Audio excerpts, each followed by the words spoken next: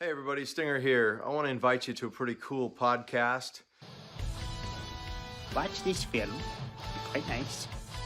Have a good time. It'll be very evil. And you'll love that Danhausen. Hey, this is Big Sexy Kevin Nash. Yes, it is I, Big E, but more importantly, it is you. And you might remember me from such YouTube greats as Being the Elite and Chris Daniels Almost Dies. And if you're looking for the very best wrestling content, you better come to Good Mic Work Commentary. And I'm just going to tell you now, as a role model, you got to tune into this because if you also want to be a role model, you got to learn from the best. We have a rapport, and we have been so close over so many years. This is not a cameo or a paid endorsement in any regard. This is a message of friendship. Man, we met 20 years ago, 21 years ago now. Time is flying, isn't it? I want to wish you all the best in your YouTube channel, and hopefully I can maybe make a special guest appearance on there sometime. And he used to say, "Hey, Greg Morgan," and he used to say, "Please call me Greg," and I wouldn't do it. Good mic work. Commentaries. Awesome YouTube channel. Now, if you've seen these videos before, you know what I'm talking about. We would do verbal chain wrestling. You know, we'd be off in the yard, the schoolyard at recess. And he's also a 40-year-old wrestling fan. That's a long damn time. And we'd just be staring at each other, and he'd say, hammerlock. And I'd say, all right, I've reversed the hammerlock into a hammerlock of my own, then I put you in a headlock. And, you know, that would go on for hours. He's not going to fill your head with bullshit. He's going to tell you real deal, what's up, and that's that. Raw, SmackDown, NXT. This guy covers it all, my friends. I want you to go to his page, Good Mic Work on YouTube. Check out Good Mic Work Commentaries on YouTube. But we would have fun. We would run around. There would be a wooden hoop we would hit with a stick, and it would go down a hill. I'm about to go and watch a few videos myself. It's a very practical apparatus. We're really lacking in the world right now with some people that have a freaking brain cell. And now look at him. He has more YouTube views and subscribers than I do, and I'm fine with it because I played such an integral role in his upbringing. Don't you dare be sour. We always talked about wrestling. He was a big Lou Thez guy, and of course I had an affectation for the Hackenschmidts. Clap for Good Mic Work Commentaries. This is RJ City, a wrestling rock on tour. And feel the power. Listen to the podcast. Subscribe. You are watching Good Mic Work Commentaries. Good Mic Work Commentaries. Good Mic Work Commentaries. Good mic work commentaries. Just want to encourage all you guys to check out Good Mic Work Commentaries. And if you don't, we're going to have a problem. Do it. Do it. Do it now.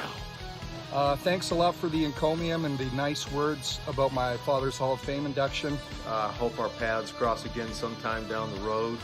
Would love to shake your hand again, and good luck on this podcast.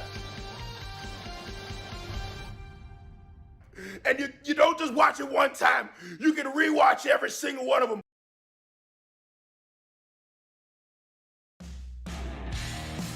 And now, Good Mic Work Commentaries and Greg Morgan presents the Winged Eagle Podcast.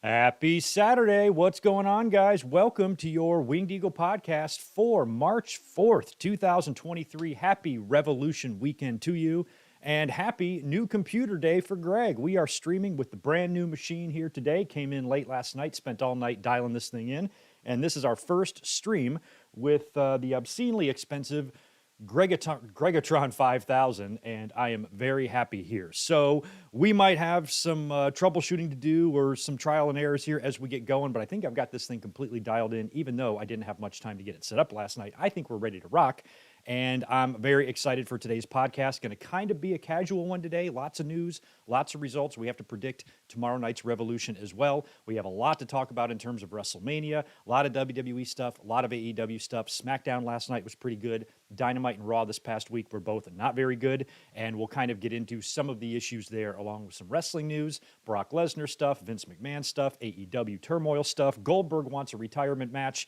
some Triple H potential heat, the latest on CM Punk and a WWE sale. We'll talk about some some ratings, and also new tag team champions were crowned this week on Monday Night Raw. And we have some more, kind of ideas about some matches going into WrestleMania now as well coming up next month. So that is kind of what is on the menu for today. I need to do a sound check here. Let me just make sure. All right, I look okay. Yeah, looking from the way I see it here, I got some lighting things to work on and all of that, but I think we will be good to go. And streaming should be a blast on this channel coming up. I made some major upgrades on the channel. I'm very excited about it. We're going through those right now. And one of them was this brand new, very powerful computer. I didn't need an upgrade. I was perfectly fine with the equipment that I had, but I'm going to upgrade. I'm going to need to upgrade in the next year or two anyway. So I said, what the hell? Let's just go all out and get a mega machine. I've never had this much RAM before. I've never had a computer with this much capability and this much power. So it's going to be fun to see what we can do with here on the channel in the future. But it's here now. It's hooked up, and I am very happy. Good mic work today. So we are going to have a pretty big weekend ahead of us. I originally had our stream tomorrow scheduled as an AEW Revolution review. I didn't even realize Revolution was on Sunday until last week. I thought Revolution was today. So it is Sunday, which means we're not going to be doing our classic WrestleMania watch-alongs here on the channel. So I had planned to come up and do a review tomorrow night after Revolution and already posted the link, but I have changed the link. We are now going to make tomorrow a live reaction. We're going to watch Revolution together. I'm going to order it on pay-per-view and just watch it. We'll hang out if you guys are interested, and we're going to do it that way. We'll stick around after the show and do a review, and I'll give you my thoughts on it. But since we have an Iron Man match on this thing, I don't want to honestly be too bored. I mean, I like the Revolution card. It looks great and everything, but, it's not one of AEW's stronger pay-per-view cards or one of AEW's stronger built pay-per-views. So maybe it would just be better for us to come up here and watch it together, hang out, shoot the shit, enjoy what is going to be very good wrestling, because regardless of some of the issues with some builds to these matches on Revolution, the matches themselves should be incredible, and I think we'll get at least one title change tomorrow as well, which should be fun. So that is now the plan. The time on the stream has been changed. I don't have a link in the description, but there is one on the top of my YouTube channel there. If you go over there, save that for tomorrow. We will watch AEW Revolution together, and we will be predicting AEW Revolution later on. I'm going to go hit the chat here and say hello to everybody in just a second, and also going to shout out some members and some Patreon supporters and that good stuff, and let you know what is on the horizon for this week. But before we get going, let me say hello to the channel members who are here in the chat right now. Red Raven Rucker, good to see you. JJ Leg, how Wheezy, what's going on, brother? Good to see you. Financial Truth Academy is in the house. So is Chaz Medeiros. So is Isaac. We've got the Juliet is here. How Wheezy chiming in with $2. Listen to the man. Please hit that thumbs up button. I will say I've been very happy with the channel numbers lately. Everything goes up and down. We've had plenty of bouts of staleness on the channel where our views and our subs aren't moving very much, and then it pivots, and then we start getting good numbers. We've got a lot of views, a lot of new subscribers coming in. The last 2 or 3 Winged Eagles have done 30,000, 10,000, and 8,000 views, something like that. We pulled in about 400 to 500 subscribers in February, so things are moving up. That's good. Hopefully it continues, and likes are a big way to help that. So if you want to help out the channel, you can click the like, engage in the chat, and even leave comments below when this is up on demand. Appreciate that, How Wheezy, and good to see you. We got K-Dog's Kennel in the house as well, along with some other friends like Mohammed. We got Jay Lambo, Ben Espinoza, MH Nova is in the house. We got Rodrigo, King Azza, WWE fan for life. Who else is here? We have William Cullen in the house, Big J, Jay Lambo, David Hosier. Good to see everybody hanging out in here. You guys know the drill. Please subscribe, thumbs up button, all that jazz. And that would be incredibly appreciated. Last week, we did not do a ton of shout-outs, so I just want to shout out the channel members really quick, which I have pulled up right here. I want to thank, and we're getting close to that 100 channel members, not quite there yet, but we are creeping up. I want to thank Ian Dunn, Big Mike, ATP, Mike, Jamal Garcon, Deshaun Robinson, Chaz Medeiros, Ian Joe, Motown Slim, Ken Webb, Titanium Titan, Mango Salsa, Jennifer, Josiah Blevins, Kevin, Red Raven Rucker, Ramon Coffee, MJ Parker, Mike J, Ruben Litton, Fox Star Killer, The Juliet, Brandon Collier, Alan Carter, Randall Yates, Zach Palgett, Dre, Sean 2018, Jordan Karg, Financial Truth Academy, Devlin Husband, Michael Tong. We have Longboard, Sam Paboon, Jeff McMahon, Mike, Mikey Too Cool, Luke McAllister, Tar Brehan, Zelius Ward, William Bokavlovic, Al Ramos, Zach H., Chris Miner, Mike Witt, Jimmy Anderson, C. Mac, Mab, Joshua Aparicio, How Wheezy, who's here, Spaz Phoenix, my boy Ronnie, Nicole Lensing, Marcus the Entertainer, Nikita Abalakin, Divine Ricks, Zane G., Chris Barrera, Michael Kumo, John J.E. Dennett, S. Tatanani, Nick Musser, K-Dogs Kennel, Max Pokebra, Spectra, Reese Jones, Victor Cologne, Isaac, George Morris, Population 420, JJ Leg. Thanks as always, guys, for being awesome supporters on the channel. And also, I want to shout out the Patreon supporters as well. I want to welcome some new members to the Patreon page. Anthony Del Petra, or Preeti, excuse me, Paul Carpenter, John J.E. Dennett.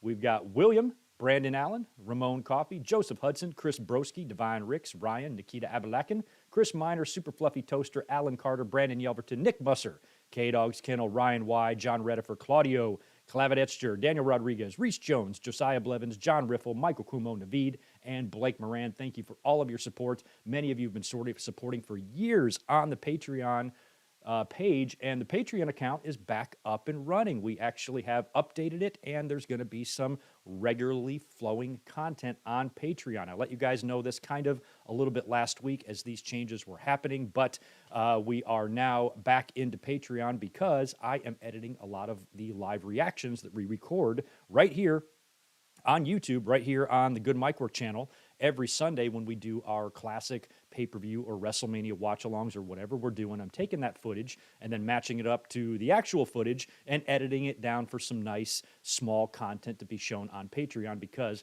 you can't put any of this footage up on YouTube. But my other channel, Bald Guy Wrestling, link in the description, also has these small edited live reactions, but with some distorted footage. So you can watch the clean, clear version on Patreon for $1 a month. As long as you're a subscriber, no matter what tier you support on Patreon, even if it's just $1, you are welcome. Everybody who supports on Patreon can access any content that I put on there ever. So keep that in mind. And I would have had some content on there yesterday, but the new computer arrived and I spent all day working on that. But this weekend, I'll get down to putting some more stuff up on Bald Guy and on Patreon, and expect videos to hit both of those platforms relatively regularly here on the Good Mic Work Network, I guess you would call it. Also, in case you haven't noticed, right below this video, we got some juicy, delicious merchandise. Finally, the YouTube store is opened. It is packed with products, a shitload of them, and I'm going to continue to add. But all of our logos can be found down there in t-shirts and hoodies and tank tops and teddy bears and pins and buttons and coffee mugs and all that shit. All of our stuff is down below on the YouTube store. You can check out a few selected items below this video or just click the Spread Shop link. It'll take you right over to the Good Mic Work Commentary store where you can view all of our stuff, and there is a lot of it. Also, I want to shout out some of our friends. I want to say a special shout out and a special thank you right now, if I can talk, to all of our friends who listen in audio form, in podcast form, whether they're downloading the MP3 on my website or if they're listening on Spotify, iTunes, Stitcher, iHeartRadio, whatever you're listening on. I want to thank you for sitting through these long podcasts, because when I push these audio podcasts out to the feed, I don't edit them. They're in their full form. So everybody that's sitting here listening to me right now has to listen to me do shout-outs, answer super chats, pick my nose, talk about nothing, stumble, mumble, all that stuff. I don't go through this audio and clean it up for the podcast version. I just put it out there in its entire form. And many of you have been listening this way for a lot of years. And I had a few comments this week that made me think about, hey, I need to shout you guys out. I had a FedEx driver that told me, what a big part of my day his podcast, or big part of his day my podcast is, and how he relies on it. And I got to thinking, I'm like, I wish I could do better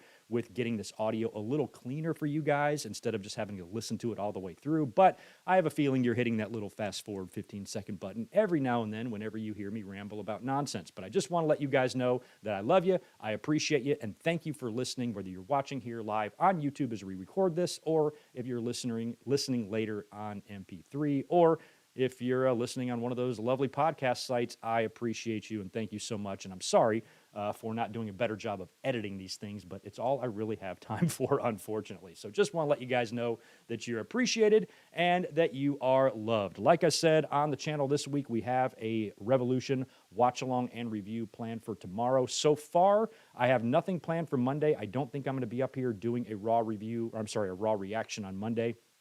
But we will be back, I'm sure, on Wednesday for the Dynamite one. And then we'll be back up here weekly as well next week for our podcast. And then next Sunday, 1 week for tomorrow, we will be doing another WrestleMania, classic WrestleMania watch-along. We just need to decide which one that's going to be. I have a feeling it's going to be 15 or 16, but I'm not sure yet. We'll be back up here in a week to do that, and I will have a link on the channel very, very soon. So that is all I really have to tell you about in terms of the channel stuff, the new things happening, the shout-outs, the thank yous, all that good nonsense. That is pretty much all I had on my list for that. So now we can get into some wrestling news, and it's kind of light, but there's some interesting stuff to discuss as well. So let me cruise over here to the chat and knock out a couple more super chats, like one from Rarely Even. I thought it was Red Raven, excuse me. Rarely Even, thank you for that $5. Hey, Greg, here's $5. Watch Breaking Bad. Breaking Bad is on our list. It really is. We are currently in season 4, maybe 5 of Always Sunny. We're pumping through those. And we're going to need to pick up another show at some point. So Breaking Bad is on the list, and Breaking Bad is on the top of the list. I'm going to tell you what show I'm not going to watch. I don't know what the fuck is up with this Last of Us show, but I'm not watching that. It seems like the saddest, most heartbreaking bullshit ever. And I don't know why people do this to themselves. Every time I've seen anybody comment or talk about this new show, it's just with so much sorrow. And I'm like, why do people want to watch something that fucking depressing no matter how good it is? I did watch Stranger Things, and I complained about that too, because one of those seasons, I think it was 3 or 4, it was non-stop torture for every character. And I'm like, who likes this? Why is this enjoyable to watch? It's just not my cup of tea. So The Last of Us sounds gnarly. I'm not watching it. I don't care how good it is. I'm not going to sit here and make myself cry in my own home. Not doing that. So Breaking Bad, however, I think we will get into, because how can you not? A lot of people say it's the greatest show ever, and Greg's never seen it. I personally think The Office is the greatest show, but we'll see. We'll see how Breaking Bad measures up. Oh, man, Max, I'm going to be talking about Bray Wyatt. Bray Wyatt is a bust. Max Pokebra is right. Bray Wyatt is a bust. I have literally zero interest in anything he's doing. And I'm going to talk about that when we get into SmackDown in a little bit. And it's really disappointing, because when Bray Wyatt came back last year at Extreme Rules, the amount of excitement and enthusiasm we all had, they're not going to mess him up this time. Vince is gone. They can't fuck this up. But everything has been such a slow burn with Bray Wyatt, and all the interest, intrigue, and speculation about Uncle Howdy has now turned into, I don't give a shit. I don't care who Uncle Howdy is. I don't care. At this point, if they reveal him to be Bo Dallas or whoever, I don't care. It seemed pretty obvious last night. I think that was the first time that Uncle Howdy has taken a bump, right? Lashley knocked him down, and you could kind of hear his voice a little bit. I feel like that's definitely Bray Wyatt, or I'm sorry, not Bray Wyatt, Bo Dallas under there, but who knows? When they finally do reveal Uncle Howdy, it could be anybody, but I think the person playing him currently right now is definitely Bo Dallas. It just looks like him, sounds like him, and it makes sense that it would be him. But in terms of everything that's going on with Wyatt and his storyline, and when you tie that into some of the news we heard about Brock Lesnar, which we're going to open with here in a second, it's not intriguing. I thought we heard reports last year about how they had the Bray Wyatt storyline kind of planned and mapped out through WrestleMania, unless something drastically changed or they have changed their course. I would hate to think that they spent all that time kind of developing this story just to scrap it and go in a different direction. So I feel like that might have been bullshit. They never had plans laid out for WrestleMania. They were just kind of going with the flow. And with a character this deep and and so involved like Bray Wyatt is, you can't really just make it up on the fly. You have to have a little bit of planning here. And so far, it started out great, but the fans' patience started wearing thin, and I was kind of lecturing the audience. I'm like, y'all need to chill. Just relax, man. This could be very good. Let's see where it goes. But it just kind of took a while, and now the things that he's doing, the pitch black match with LA Knight was pointless, and now he's moving into this next, what seems to be pointless feud with Bobby Lashley. unless there's something that we're missing here, and these forces all come together, and you got Brock and Omos and Lashley and Wyatt all converging or something for one big Mania showdown. I don't know. It doesn't look like that's what's going to happen. It sounds like it's going to be Brock, Omos, Bray, and Lashley, but I'm holding out hope that maybe they can make this a little bit more interesting than it seems on paper right now, which brings us into the news. And I think we want to open up with this story because I found it interesting, and there's been a lot of talk this week about Brock Lesnar and Bobby Lashley and Bray Wyatt's WrestleMania plans. And last week on Raw, we saw what appeared to be the confirmation of Brock Lesnar versus Omos at WrestleMania. The week before, MVP laid out a challenge. That was the night after Elimination Chamber when Brock lost, hitting Lashley with the low blow to save himself, which isn't really a babyface move, but it's what Brock did. And then they start teasing the match with Omos. And I was the first one to say, I'm like, I don't know if I'm buying that, guys. Let's not be jumping off our roofs just yet. Let's see what they're going to do. Well, on Raw, they just did like an MVP lounge thing where Brock came out, hung out with MVP, had his arm around him. They were talking good. And Brock seemed to agree right there to the match with Omos at WrestleMania. So that sucks. And then you hear stories this week about Brock Lesnar was pitched a match with Bray Wyatt, and he said no to it. So apparently it was going to be Brock Lesnar and Bray Wyatt, and Brock said no, just nixed the idea. So that would, I guess, explain why Bray Wyatt called out the winner of Brock and Bobby prior to Elimination Chamber, assuming that Bray was going to be facing Brock at WrestleMania, but then when Brock said no, they had to change the finish of Elimination Chamber. Apparently Brock was supposed to win this, which just blows my mind. I cannot believe they're going to put Lashley and Wyatt together and Brock and Omos together instead of just doing a blow-off between Brock and Lashley at WrestleMania, which could be in a Hell in a Cell, could be in a fight pit match, could be any of those things that we discussed in the last couple of months here on the channel. But no, we're getting two completely different matches, neither of which look as good as what Brock and Lashley probably would have done in a really fun stipulation blow-off match. So this is all very strange, and it's not making me a whole lot very excited for either one of these two guys' matches at WrestleMania. So apparently when Brock was pitched the idea for the Bray Wyatt match, he said no, which made them change the finish to Elimination Chamber, giving Lashley the win, so he could now face Bray Wyatt, and then Brock Lesnar would stay on Raw to apparently face Omos. That challenge was laid out a week before, accepted last week, and now it seems like it is a go for WrestleMania, Brock Lesnar and Omos. So once the first hint and tease was made on Raw, MVP laid out a challenge to Brock. Hey, Omos wants to face you at WrestleMania. Holy shit, the sky is falling. Everybody is straight to Armageddon. Vince is back. He's right there sitting a gorilla right next to Bruce and Triple H. Actually, he's there by himself because he pushed the two of them away, and he just has every monitor and every headset on, and he's controlling everything. That's what fans think when they see a match like this. But when you think about it, does this really surprise you? First of all, Brock saying no to a Bray Wyatt match is smart. That does not seem like something like Brock wants to do. I think Meltzer called it hocus pocus stuff or whatever when he was kind of confirming this stuff. A lot of people had things to say about this. WrestleVotes mentioned something about Vince McMahon having a say in this Brock Lesnar and Omos match. Sean Ross Sapp then said he couldn't confirm, and I think Meltzer even had a few things to say about it as well. So it does sound like it's true that Brock really did say no to a Bray Wyatt match, but in terms of whose idea the Brock and Omos match is, it sounds like a Vince idea, sure. And you know what? Maybe it is. Because everybody's freaking out like, oh, Vince is back, Vince is back. No, he's not back. He's not back. But I bet you there are certain people that Vince McMahon does have an influence on. Who spent Vince McMahon's last birthday with him? You remember? Anybody remember? What did he do? He went out to dinner with John Cena and Brock Lesnar, didn't he? What happened when Vince McMahon tweeted out, it's time for me to retire? Brock Lesnar walked the fuck out of SmackDown and went home until he was convinced back. Who do you think convinced him? Who do you think called him?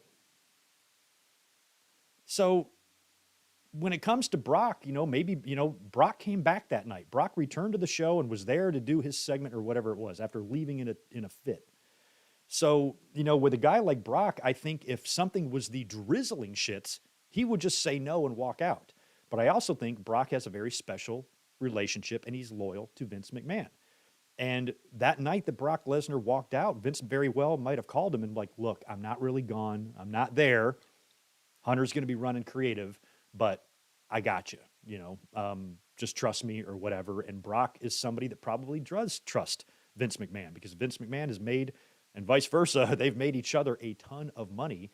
And Brock has always had a loyalty and respect and love for Vince. So, it's very possible. It's not like these two guys haven't seen each other or don't know how to use cell phones. It's very possible that Brock and Vince are just texting each other. And what should I do, boss? I don't want to work with Wyatt. I want to work with Omos. And it's also very possible that a guy like Brock can kind of do whatever he wants. Whether Vince is involved or not, I could easily see Triple H going to Brock and with a list of names. Here's who we have available for Mania. Pick one. You can work with anybody. Brock easily has that type of power in the WWE, where WWE would probably let him work with anybody that he's going to work with. But then there are like a million other factors you have to think about too. We don't know what Brock is going to do after WrestleMania. It feels like, since we've seen a lot of Brock on TV since SummerSlam, he's had very little breaks since flipping the ring over in the dump truck and stuff. It feels like he's due for a stint away from us. And so if he's going to be leaving until maybe SummerSlam after WrestleMania, again, I don't know. We still have a crown jewel that I'm sure he's going to make. So maybe Brock being gone for big 4 or 5 month stretches at a time isn't really going to happen anymore, but he might be leaving for a little while. So if he does, they might want to have him lose at WrestleMania, use his star power to put somebody over. It's not my fault if you don't like the guy that they're putting over. But in terms of the match and that philosophy, Brock is somebody who's 45, 46 years old. He has so much value that he can easily take a loss. We've been seeing this for years. He was squashed by Goldberg in 2 seconds. What happened? Nothing. He was still just as scary the very next day as he was the day before. It doesn't matter. Brock is the type of guy, like Cena, like Charlotte, that can easily afford not only losses, but squash losses. I'm hoping Charlotte suffers her own squash loss to Rhea Ripley at WrestleMania.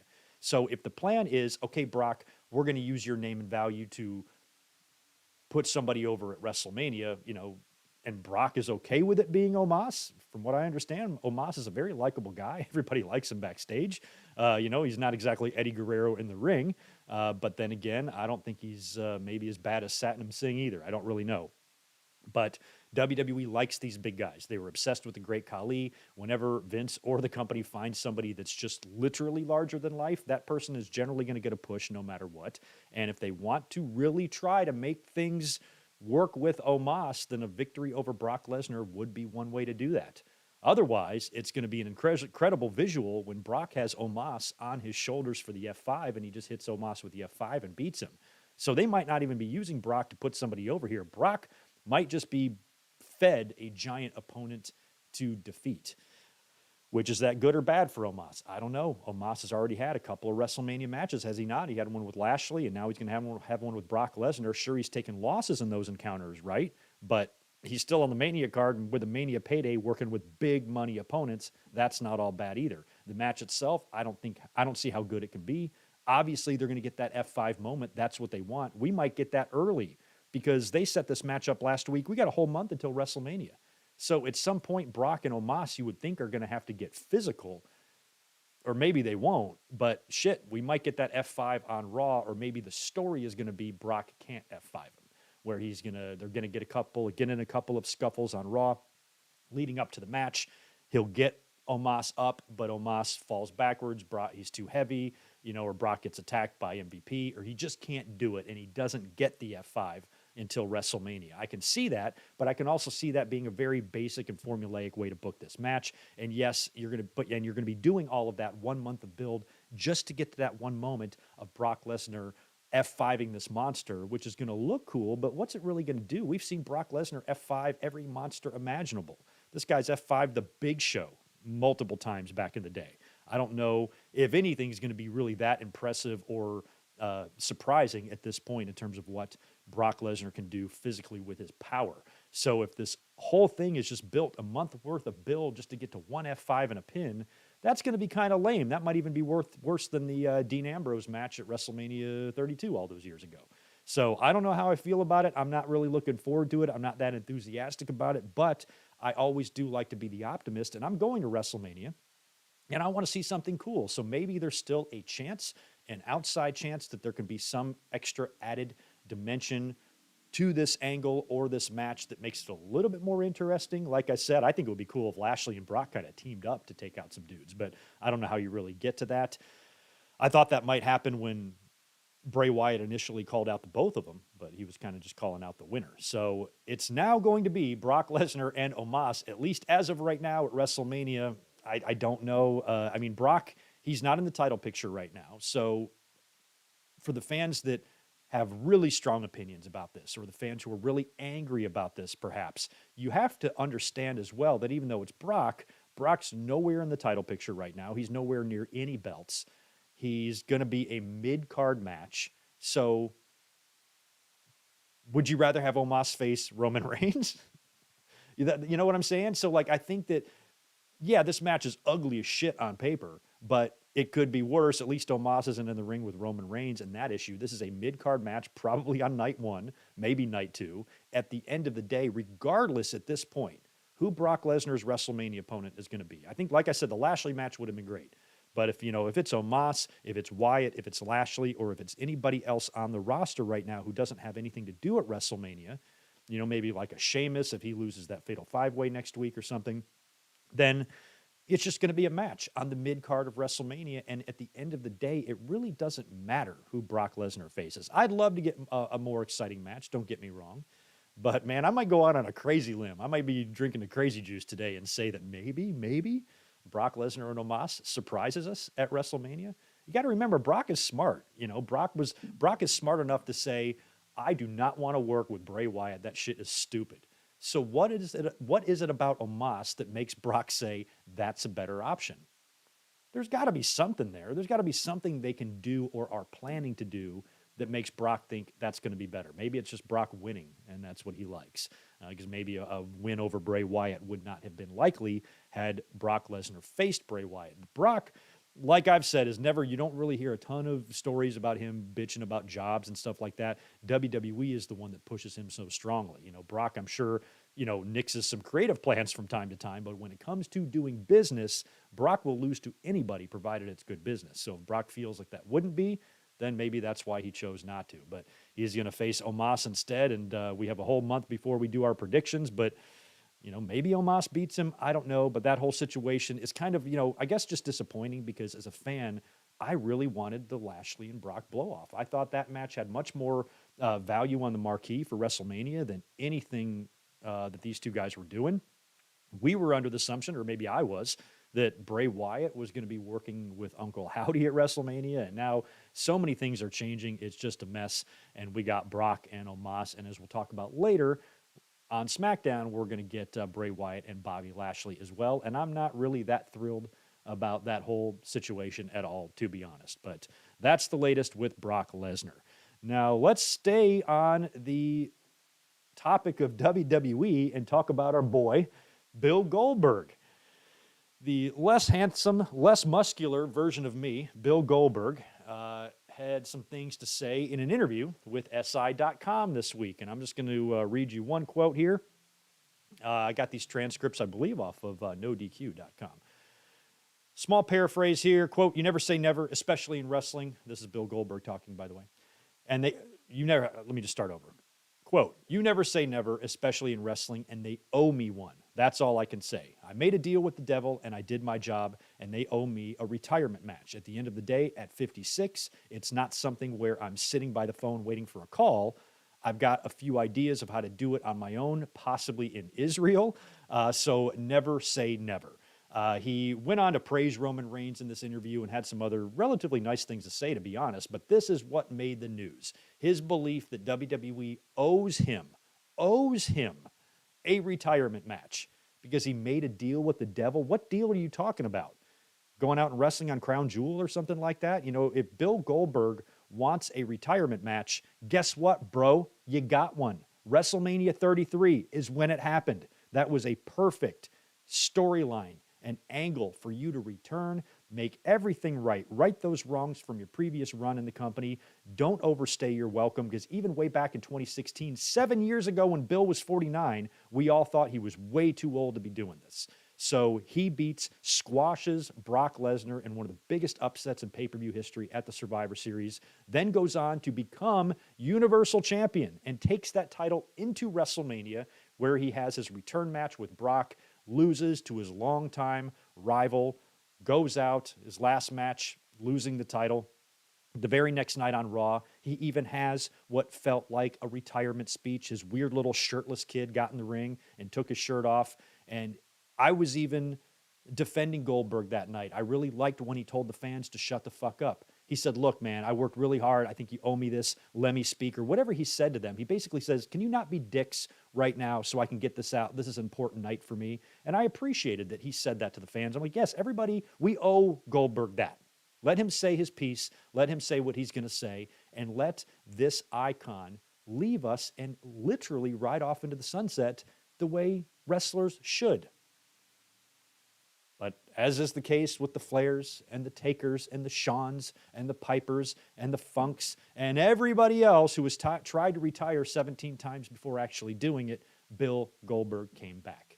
Came back and worked with like Ziggler at SummerSlam. Next thing you know, he's got these crown jewel matches where he's getting paid very handsomely for. So Bill, if you want to undo what I thought was a very fitting retirement in 2017 after WrestleMania, you can't go out any better. Maybe you could if you're Ric Flair. I mean, nothing will top that send-off and that retirement ceremony in 2008. But in terms of how you went out with your family, your kid, your wife, if I'm in Bill Goldberg's shoes, I am so satisfied with that. But he came back, so that's fine. If you choose to come back to take that Saudi money, fine, but you're not going to get a retirement match number 2. Fuck you. And I like that WWE kind of stood their ground with Flair on that, not letting him get back in the ring with them. But with Goldberg, it wasn't really a retirement. Even the night after WrestleMania 33, I'm pretty sure he said something to the effect of, never say never, I might be back, whatever. But it still felt like the end. And I was never a big Goldberg fan. And what I liked about that the most is that it was relatively condensed and quick. A lot of fans freaked out when he beat Brock. Oh my God, Brock's the guy that beat the streak. How can they squash him like that? And I was the one saying, calm down, he's going to be fine. And of course, he's going to be fine. He's out there wearing denim and cowboy hats and in big time money matches to this day. He's fine. But a lot of people were freaking out. And that soured people on Goldberg. He started getting, some heat with the fans. Then he beat Kevin Owens. But his Universal title run was just a month. It's not like he held this thing forever. Little did we know he would come back and win it again and beat The Fiend and just ruin everybody's feelings on Goldberg, especially mine.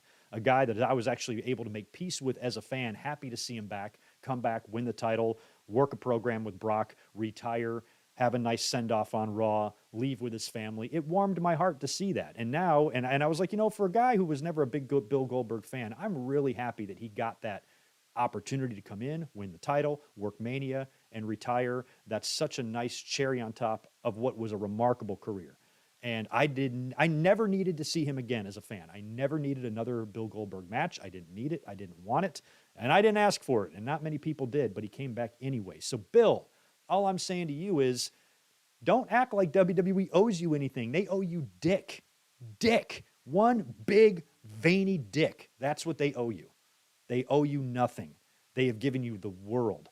They have given you chances to come back and work big money matches, big money pay-per-views, big money paydays, taking spots away from other people, and now you're going to act like they owe you something at age 56? Fuck out of here. The hell they do. You are fine. You want another retirement match in Israel or Timbuktu? Fine, go have it. But all I'm saying is it would be like Flair's last match. I'd have no interest in it. It wouldn't feel like closure to me. It wouldn't feel like the send-off that I need as a fan. You know why? Because you already gave us that. So, Bill, no. WWE owes you nothing. Nothing. Let's move on to Triple H. Speaking of WWE and backstage stuff, this was some news that broke earlier this week. I think it was WrestlingNews.co. Had ran a story about Triple H potentially having a little bit of heat now in the locker room. It's so funny how things have their peaks and valleys in wrestling, but a lot of talent is a little bit unhappy because Triple H apparently plans on having a smaller WrestleMania card. He doesn't want to jam-pack the show up with every single roster member, which is weird because this would have been a really good philosophy to have, 4 years ago, 5 years ago, when we had 9.5-hour-long WrestleManias. But now it's split into 2 nights. Now he wants to condense it. okay. Apparently, there's no Battle Royal plan this year, which sucks. I really wish that they would have kept that tradition that they started at WrestleMania 30. I mean, WrestleMania 30 was so great with the Andre Battle Royal, with Cesaro body slamming the Big Show over the top rope. And literally immediately following that, the Andre Battle Royal became a joke, a complete and total joke. So the fact that it's gone, it doesn't really, doesn't really bother me too much, but I still like the idea of Andre, the match that he made famous, having that match named after him as a yearly thing at WrestleMania, and they should make it a big deal. I was really hoping it would make a comeback. Plus, it's an excellent way to get talent involved who's not on the show. Same with the women. But apparently that's not the case anymore. Triple H wants to focus just more on a smaller card. I don't know how long they plan on each night of WrestleMania going. I don't think we need to have 2 5-hour shows, but I'm perfectly fine with 2 4-hour shows. I'm not a pussy. I can handle it.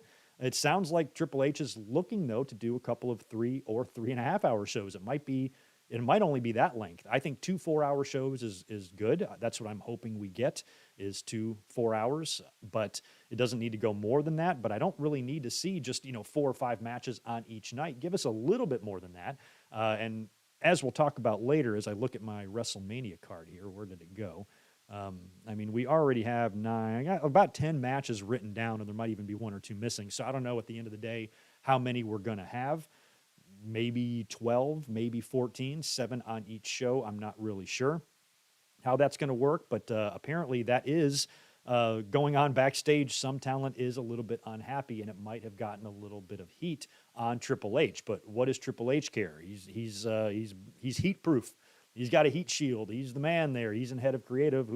He can't have heat, so nobody can affect his career other than the sale and Vince McMahon and all that stuff. But in terms of the talent, I guess they're just going to have to get over that. But I don't know where I stand on it. I kind of understand Triple H's philosophy, let's just focus on what we have. But there's a lot of talent that's been working on TV, some of them in storylines all year long, and for them to get to the big show and have nothing to do, especially when that's 2 nights, if I'm one of those pieces of talent, I'm a little bit bummed out. So I don't blame them at all. I wish that they would do a battle royal or something to get more people involved. I don't want it to be throwaway filler matches, but I still think you could do something that could involve as much talent as possible. So we'll see. I'm excited to be there at SoFi to see what kind of special entrances we're going to get, to find out if Cody's actually going to win the title, and if I'm going to be there to watch him win the championship, which would just be crazy. If you said that to yourself, 2 years ago, that it would be Cody in the main event beating Roman Reigns in LA for the title, I would have been like, what? So I'm going to be there, and I hope that, Triple H's plan for WrestleMania gives us a good show. I have no doubt that it will. But in terms of leaving out some of the other talent because of shortening of the show, I can understand, I guess, but I just find that to be a funny story now that we finally have 2 nights of WrestleMania. Now you want to shorten it? What about all those years where fans were there until 2 a.m. trying to get home because of traffic and, transportation issues and all that stuff? You could have shortened it back then and then lengthened it now that you have 2 nights, but they're going in reverse. In terms of the WWE sale, it feels like that's kind of stalled out a lot, and we're starting to hear some reports of some of the bigger suitors, the Comcasts, the Disneys, kind of being out of the running. And I don't have any exact news on this. It was just something I wanted to talk about and discuss because it makes you wonder, makes you think, do you think it's possible that they don't sell? At this point, I hope something catastrophic falls through. We've heard the stories of Vince kind of seeking out that price tag of $9 billion, and so far it doesn't sound like there are really any suitors except for the Saudi Public Investment Fund, which I really hope is not going to be the people that buy WWE, but it could be. But if they just decide there's not a deal out there that would benefit the shareholders or benefit WWE, and they just remained the way they are, that would be okay with me in terms of Triple H continuing to head up creative, because it feels like the only way Vince would be back is if they did sell the company to someone who would reinstall him. And I don't think Comcast, Disney, Amazon, any of those platforms would really do that if they bought WWE. I think the only chance Vince has of being put back in control of his company is if he sells out to the Saudis. But then again, Vince isn't really in control if he no longer owns the company. So I don't know how any of that is going to shake out, but I would imagine that, like I said, Triple H and people backstage, people who work in the front office are very nervous, and this is hanging over their heads, and I would like to get it resolved for them as quickly as possible. But maybe now there's a slight chance that they might not sell at all and just decide to wait for another day, maybe wait another year or two until they sell. But the whole point of waiting until now was to try to do it in tandem with the TV negotiation rights. So I still feel like we're going to get some sort of news on this one way or the other between now and June probably. But since we haven't heard, anything too crazy since those Saudi rumors a few weeks back, or a couple of months back now, when we all thought it was a done deal, that was 2 months ago. It feels like if that was the beginning process, they've put a bid in. WWE wanted to explore other suitors. There weren't any. Now they can accept the deal. It feels like that timetable might be up right about now. So hopefully tomorrow morning we will not get any news that WWE is sold. But it does make you wonder that maybe it is possible because of the future and the unrest and the uncertainty in the global economy. And, a lot of these streaming platforms have lost money on other, properties that they've taken in. A lot of these platforms and companies aren't looking to take on an investment of that size right now with all of the, the uncertainty, especially financially and stuff. So maybe it becomes clear that they don't really have a suitor for the price tag that they're looking for, and they're going to maybe wait and hold out another 5 years before they explore another sale. If that happened, I'd be perfectly happy with that, because I feel like at this point, no matter who buys WWE, big changes are going to be coming to that company, and I don't know if I'm really ready for it, to be honest with you. I've been nervous. I've been real nervous. But let me know what you guys think about the WWE sale. What would you prefer? And if it sounds like, the Comcast and the Amazons and the Disneys are out, or the Endeavor Group, that's another one that I think was ruled out. It's not going to be Endeavor, who I do believe owns UFC. So if there's nobody else looking to take on that type of property, then I don't know, and make that type of investment, then I don't know any suitors that are really left and who could really pony up that much, except for those Saudis who just seem to have more money than they literally know what to do with. And, they've already got that Live Golf, and they're looking for other, sports to feature. And it could be them. I just hope that it's not. I haven't really paid much attention to the sale this week. I just really hope we don't get any bad news, because so far the news surrounding this doesn't seem good in any way, and it just seems very uncertain. And with WrestleMania right now, like I said, I just would not want to be trying to book out a compelling WrestleMania card with all of this stuff hanging over my head. It's got to be very stressful. WWE, however, though, isn't the only one with some issues. AEW's got a shitload of stuff going on right now. First of all, this past week's Dynamite was not a very good show.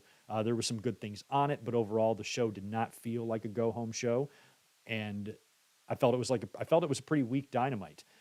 We did see a great promo with Danielson and MJF to close the show, which I think did a really good job of giving that match a final push in terms of interest. I am interested in the match. I'm very interested in Moxley and Hangman Page and a couple of other things. But overall, last week's Dynamite wasn't that great. And one of the weirdest things on the show was how they chose to build, or the segment they used to build, the Elite and House of Black Trios titles match at Revolution.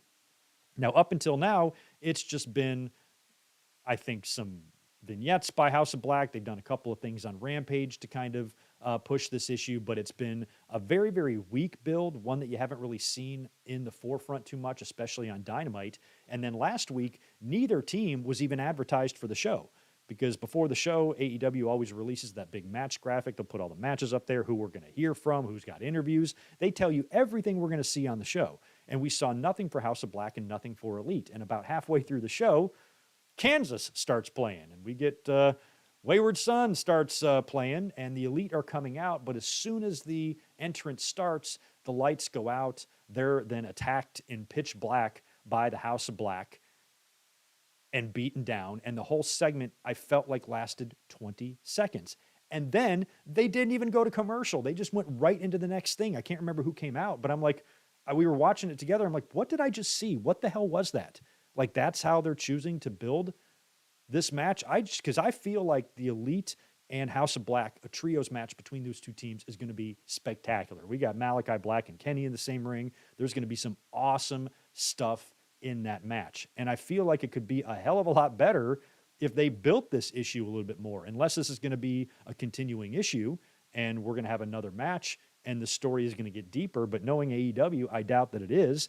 And I feel like it's almost like they're relying on the fact that they know this match is going to be really good in the ring. And Tony Khan's like, well, we're just going to give him that match because it's going to kick ass. Yeah, it is. But I think it could kick more ass if you did some more with these teams on TV. So it begs the question, why are they doing this? Why was that such an odd segment on TV? Did not feel like a normal segment that AEW does. It was really, really fast. Like I said, they didn't even break to commercial. They went right into the next thing. And it feels like this trios championship match, which should be one of the bigger cards on your pay-per-view, is kind of like in the background a little bit and should be way bigger of a deal than it is. So what's going on here? And there's been a lot of talk about the Elite. There's been a lot of talk that they are checked out, that their contracts are coming up. The whole situation with CM Punk and Brawl Out and his future, he might be coming back soon. You know, maybe they're all going to bounce at the end of this year. Maybe they've already decided that, look, when our contracts are up, we're not going to be here anymore. And they're just going to, go through the motions or work out their contract. That's one thing I'll say about Kenny and the Bucks. Even if they do decide to leave the company, they're still going to do business. They'll go out there and do whatever they're asked to do. If they're going to lose or whatever, they will do it. But if they've already made that decision, that might put them in a weird position creatively. You know, why is Tony Khan going to feature you guys as a big deal on this pay-per-view when you've told him, or you're making it clear that when your contract is up, you guys are all going to go your separate ways? So maybe this is Tony's way of just getting those trios belts off of them so Kenny can maybe do his thing. But I think Kenny and the Bucks do want to stay together. But if there's more singles aspirations for Kenny Omega, I would like to see Kenny Omega take on MJF for the title, perhaps. That would be a lot of fun, too. So I don't know what their plans are for the Elite, but it is kind of suspicious a little bit because we've heard stories about their contracts. We've seen the success that Cody has had. We've found out and heard that Tony Khan might not be as beloved behind the scenes by his talent than maybe he was a year or two ago. And even having issues now with his own EVPs and that whole situation at All Out. Whenever these contracts are up, whenever people leave the company, CM Punk is officially released, or the Bucks leave, or Kenny leaves, or whatever, and they go on that first podcast and they talk about stuff that we haven't been able to hear yet, it's going to be really interesting to hear how big of a deal what happened at All Out probably was for AEW and for their future. I mean, the Elite's name is in the initials of the company. It's all Elite Wrestling. And if you lose the Elite, that's just crazy to me. It just blows my mind how, AEW started. I thought it was cool how Cody referenced that people said him and his buddies couldn't pull in 10,000 people for their indie show, but they did it, referencing All In, which was awesome. And imagine when all those guys started AEW, starting outside the Tokyo Dome and doing the Double or Nothing thing. The only guy there was Hangman, who seems to be on good terms with the company he works for. But it would just be so crazy if AEW starts and then 5 years later, Cody, Kenny, and the Young Bucks are all in WWE. All of those guys were offered contracts before AEW started. They turned it down to start AEW, and then things didn't work out there with them. They went back to WWE, and then All Elite Wrestling. Wouldn't that be crazy if AEW did become like a big... I mean, it's already a competitor to WWE, no matter what anybody says, no matter how biased you tend to be. They're a competitor, but they're not on the same level as WWE, not even close. But what if they got there one day? Wouldn't that be crazy ironic if Cody, Kenny, and the Bucks are all big-time members of the WWE roster fighting so hard against the very company that they created? Like, we created a monster, and now it's coming to get us. It's like, artificial intelligence coming to kill us all. And that would just be crazy if the war got really, really juicy, and AEW started either increasing their numbers to match WWE's or WWE started dropping to match AEW's. If you got these guys a little bit more even playing field numbers and ratings-wise, that would make things really ironic if you had all of those members in WWE. But I don't know where I prefer them to be. Kenny in WWE would be great. Give me a Kenny and AJ Styles Wrestle Kingdom vibed WrestleMania match, would be awesome with some big grand entrances. I would just have a ball watching something like that. The Bucks, I think I'd be fine without them going to WWE. I don't need to see them there. Kenny would be fun though. And Kenny and the Bucks being there with Cody would also be fun, especially whenever that in-ring promo happened for the first time. So there's a lot of intrigue to going to WWE. I think with the Elite, if I had to guess, even though it might feel like on the surface with how they're being used, that maybe they're mentally checked out or maybe they do plan to leave, I don't think that Kenny and the Bucks are stupid. Even if they aren't totally happy with AEW right now, if I'm them, I'm not making any knee-jerk decisions just yet because we don't even know. It's not like it's business as usual in WWE and Vince is there and Triple H and Stephanie are there and everything is just normal. They are in the middle of a potential sale right now, and a lot of things are going to be changing in that company too. How they structure contracts could be changing. So a lot of stuff is going to change that might not even get them the deal they're looking for anyway. However, I'm sure they will be offered one. So maybe they're just kind of waiting to see. I'm sure it's very tempting to see the success Cody has had. And if you're Triple H, I mean, and he is trying to, let's say, entice certain free agents, like, I don't know, a Kenny Omega. And that's something that's in Triple H's head for the future. I'd like to get Kenny.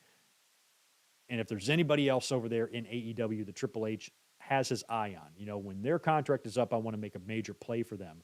One good way to convince them is to put Cody over in the main event of WrestleMania. Well, look what happened to Cody when he came over here. I mean, he wasn't even competing for the title in AEW. He took himself out of that equation. A lot of his promos were smirked at by the fans. He ended racism and all that stuff. And some of the things that Cody would say in his promos, we all used to kind of chuckle at. I used to give him a hard time in his promos and things like that. But look at how he is in WWE now. It's completely different. I listen to Cody when he talks. And I like what he says. And I like the story he's telling. And I'm intrigued by the Roman Reigns match. And if he does go on to win the title at WrestleMania, that could be hard to resist. If you're Kenny, you're like, shit, that could be me. That could be me. Who knows? But it might be something that Triple H is thinking about. However, with a guy like Roman Reigns has been champ for so long, I'm not taking the title off of him to entice any AEW talent. That's a bad idea. But if you're going to take the title off him anyway, then it works out and it's a happy accident if some of the people that you might be targeting in the future get to see the success that Cody is having. We've also had some issues with FTR. Of course, Dax Harwood I've been calling him Chatty Cathy lately because he's been talking all about everything on his podcast to the point where I think it's gotten him some internal heat as well. And we were all hoping that they would show up on Dynamite and be part of that casino, or not the casino, the Battle Royal, whatever the fuck they did, the Battle Royal, that they would be the Joker in that or whatever. But they didn't even have a Joker, and they were nowhere to be found. So that four-way match for the tags tomorrow would have been a perfect place for FTR because of their pre-existing issue with the Guns and, Acclaimed and stuff. They would have been perfect, but they weren't on the show. So Dax is basically, in the last couple of podcasts, mentioned that he's willing to do business. He's even kind of hinted that him and Cash have made some decisions on what to do with their future. In so many words, he's definitely leaning into the fact that they are probably going to be leaving, because why would they be staying there if they're not being used? When was the last time we saw them? Last summer or something? I don't even remember when it was. But I think that them going back to WWE and the way Dax has been making it sound, if I'm Tony Khan, I'm probably not going to use them either if it's just assumed that I'm just going to bring them in and feature them just for them to bounce on me when their contracts are up. There might be some damage to that relationship there that just cannot be repaired. When FTR came in and they took the Midnight Express music and the whole deal, I was just so happy to see them there. I thought that was such a much better fit for them. I think they're the best tag team in the world, or one of them anyway, top three. And why they are not featured regularly all the time on AEW is unknown to me. But AEW has had these problems with getting talent featured. Miro has been absent since, 1996? When was the last time we saw Miro? He's been gone forever. And he's healthy. He's ready to rock. We've heard stories about him maybe, nixing a creative plan or something like that. But these are things that AEW needs to work on, where WWE really does a good job of featuring their talent every week, especially the talent that is currently in ongoing issues. Though they usually have some sort of time on TV every single Raw and SmackDown for the people who have stories. And with AEW, it doesn't feel like that. We see issues started between wrestlers, and then the next week they're not on TV at all. And this isn't totally AEW's fault. One problem is the lack of TV time. There's only 2 hours there. There's only 1 hour of Rampage, and Rampage sucks. So WWE's got 5 hours to feature their main roster talent. AEW really only has 2. 3 if you count Rampage, which I don't. In March, later this month, in a couple of weeks, they're going to debut that All Access show, which will help a little bit, but still, not a lot of TV time, in-ring time for the talent every single week. So part of it isn't their fault. Part of it is just the time constraints that they have on TV. But also part of it could be how we've all been conditioned to think by WWE, because wrestling used to not always be like this. When I was a kid, there were plenty of people that I didn't see on a weekly basis on TV. That's because Superstars and Challenge and even Raw back then weren't 2 and 3 hours each. They were just a quick hour of TV during the weekend. That's all the wrestling you got. So if I'm watching TV in 1989 and I don't see the Honky Tonk Man on TV, I'm not freaking out going, where's Honky? Because he just wasn't on TV that week. Not a big deal. But today, the way everything moves, and with WWE for so many years on Raw and SmackDown, they find stuff for everybody to do every week, as long as you are at least a top-tier talent or you're in an existing issue or angle with someone, you will get TV time. In AEW, it's not like that at all.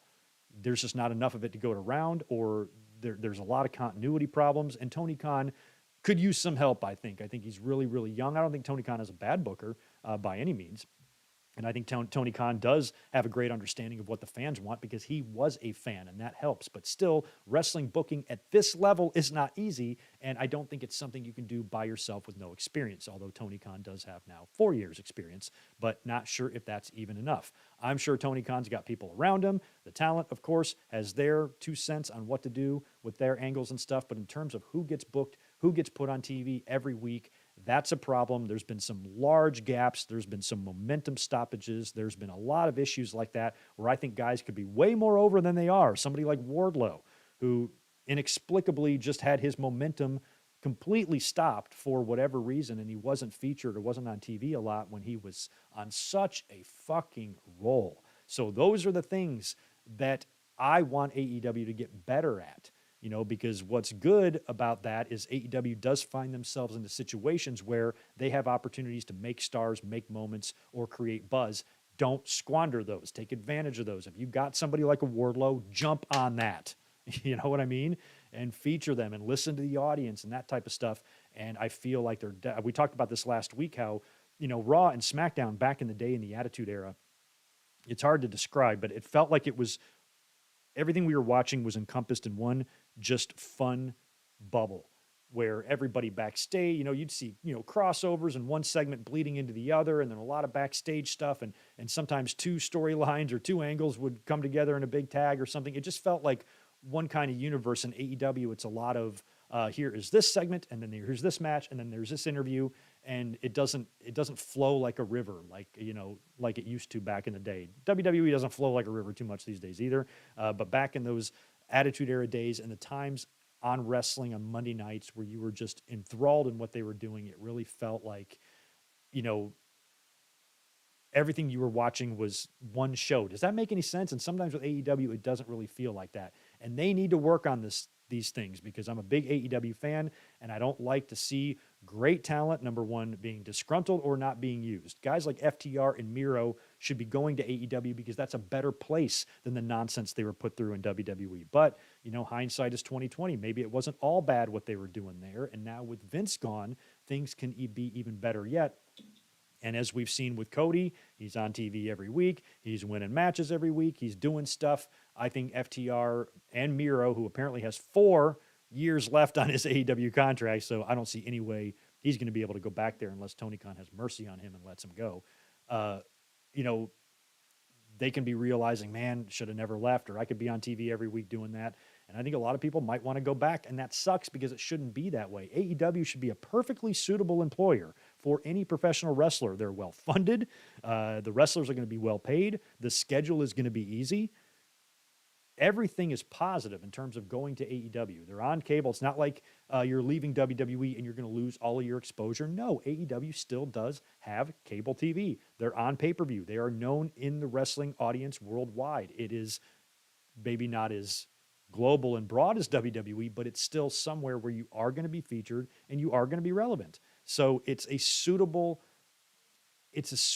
alternative for wrestlers who don't want to work for Vince or the Vince system or the WWE system, who want to work less live events or, just don't like the WWE system. AEW was a great place for them. And now that AEW has got years under their belt and they're starting to develop their identity, and you're starting to hear stories of the morale and the camaraderie in the locker room stuff. We've had several, backstage scuffles, which have all been well documented a lot with us. And these are all going to be, your growing pains, when you're starting out a company and you're adding so much talent at once. Your infrastructure isn't quite there yet. They have no training camp set up. They're, still putting together, their agents and producers team and all of that stuff. Getting all that formulated does take a few years. But, at this point, you need to start getting your ship headed in the right direction. Tony Khan has even said that he's got more big announcements to make soon on Dynamite, which, he can't keep leaning on that, because as we've seen, every time Tony Khan comes out and says he has an announcement to make on Dynamite, they pull a big number. They pulled over 1 million last week. You go watch my AEW Dynamite reactions, go look at the views. Every one where I have Tony Khan as an announcement as the thumbnail, we get like 3 times more views on those watch-alongs than anything else. So people are interested in that, but he can't keep using that every time, to pop a rating. There are plenty of other things you can do within your own roster that should achieve those very same things, and that's some things I want Tony Khan to work on, and AEW in general to work on. You know what that's called, ladies and gentlemen, with this whole thing I just went through just now? That's called constructive criticism. Not once did I refer to Tony Khan as a snowman or an incel, whatever the stupid word that means, or spending daddy's money, or any bullshit that the people with that jagged, thorny stick straight up their rectums about AEW, who just can't ever shut the fuck up about shitting on them, and for some reason hate them due to huffing the bullshit of guys like Jim Cornette and other folks like that. There's no hate here. I love AEW. I love professional wrestling. I don't want these issues to persist in the company. I want them to get better. I take no joy in criticizing them. It sucks. But you also have to point out some of the glaring issues that their TV show has and some of the problems. And I don't doubt or blame, I should say, some of the talent for the issues that they've had, because when we've heard about those issues, you're like, oh yeah, that kind of makes sense. And, you combine that with the CM Punk drama and so many unanswered questions there. Like I said, whenever the first guy to break out and break away from a contract and get away from that company and is able to do a podcast and talk about this situation, it's going to be really interesting to hear what that situation wound up doing to the business. We heard Matt or Nick Jackson, I forgot who it was, who referred to their suspension as the worst time in his life. Was it really that bad? That's what he's calling it, maybe professionally. It certainly couldn't have been that bad financially. I'm sure he's done worse. He used to sleep in his car, right? But I think that in terms of professionally, it might have been. And maybe there was some really hurt feelings there. And there was some issues with loyalty and whose sides you're going to take. And Tony Khan was in a tough spot because he was singing the praises of CM Punk. And then CM Punk has to tear down the company and EVPs and fellow wrestlers right next to him. Tony Khan did the only thing he could do, just fucking suspend everybody. And, whoever threw the first punch should be suspended the longest. And that seems like what has happened. But there still is probably a shitload more to this story, like a lot more once you start hearing about the little details. And I think a lot of it is going to have to do with what happened after. Not so much what happened before and what led up to it, but of the reaction of the suspensions, what it did to the locker room and what it did to the mindset of people like Kenny and the Young Bucks. CM Punk seems like, from what we've understood and what we've heard from Dax and what CM Punk has hinted about publicly, that he's wanting to come back and do business and get back there. Other people aren't wanting him there. We have no idea what's in Kenny and the Bucks' heads, or how fed up or upset about the situation they are, or who knows. But I think that a lot of that stuff going on backstage isn't going to be a company-killing thing, And I see that, AEW has a lackluster show, and then somebody put up a poll, how many more years do you think AEW is going to be around? I'm like, that's how far we've gotten? Even though AEW has these problems, let's not get ahead of ourselves here and act like they're going out of business. If anything, it's the opposite. Warner Brothers Discovery, the media company that runs AEW Dynamite on TBS and Rampage on TNT, wants to do more business with them, is giving them an hour of TV, more of TV. They've requested doing more with them. They want to do more with them. That is the exact opposite of AEW. Oh, they're going to be out of business and canceled. It's the exact opposite of that. But that doesn't mean that there's not still problems behind the scenes. And the fans, because they're so fucking tribal, can't separate these two things. Any problem, no matter how small it is. Big Swole and Tony Khan got into a Twitter beef. Tony Khan's just too unprofessional to be a wrestling booker. AEW should just close up shop. That's literally what the type of response you get from people when it comes to criticizing. I'm trying to criticize from a point of view of a fan. Here's what I would like to see your company do better to entertain me. I'm not happy you're not doing good. I'm not happy that last week's Dynamite was a little lackluster. I'm not happy that this is a weaker Revolution build and card. This is what happens. You would expect this maybe at WrestleMania time. If I'm Tony Khan, I'm really putting the pedal to the metal. I'm trying to compete with WrestleMania season. But it's WrestleMania season. WWE's dominating the headlines right now, as they always do this time of year. But I think it would help AEW to at least, work on some of their issues to where you're hearing more good than you are negative in the company. And right now it feels like a little bit more 50-50 to me. And I want some of these issues to get better in the company because Double or Nothing is a couple of months away. I would like to go to that, but I'm only going to go if the card looks worth driving to Vegas for. So, Tony, get on it, my friend. Get on it. I think that is going to do it for my wrestling news portion of the show, which means we can get into some other stuff now. I need to return to the chat, which I haven't looked at in about 30 minutes. Knocked out some of those super chats that might be there, other shout outs, answer some questions, and then we are going to get into this past week's Raw, which sucked. We'll talk about last night's SmackDown as well, and we will run through the Mania card. After that, we will predict AEW Revolution, and I might have a few things to say about AEW Dynamite and Ring of Honor as well. So just stay tuned for that. Where is my mouse? There we go. Let me cruise all the way back. I don't want to miss anybody because I have not been looking at this chat in a while. Rarely even. I got that 5 earlier, way back when, talking about Breaking Bad. Right on. I see some... why are we deleting Ozark comments? Don't delete anything unless they're being...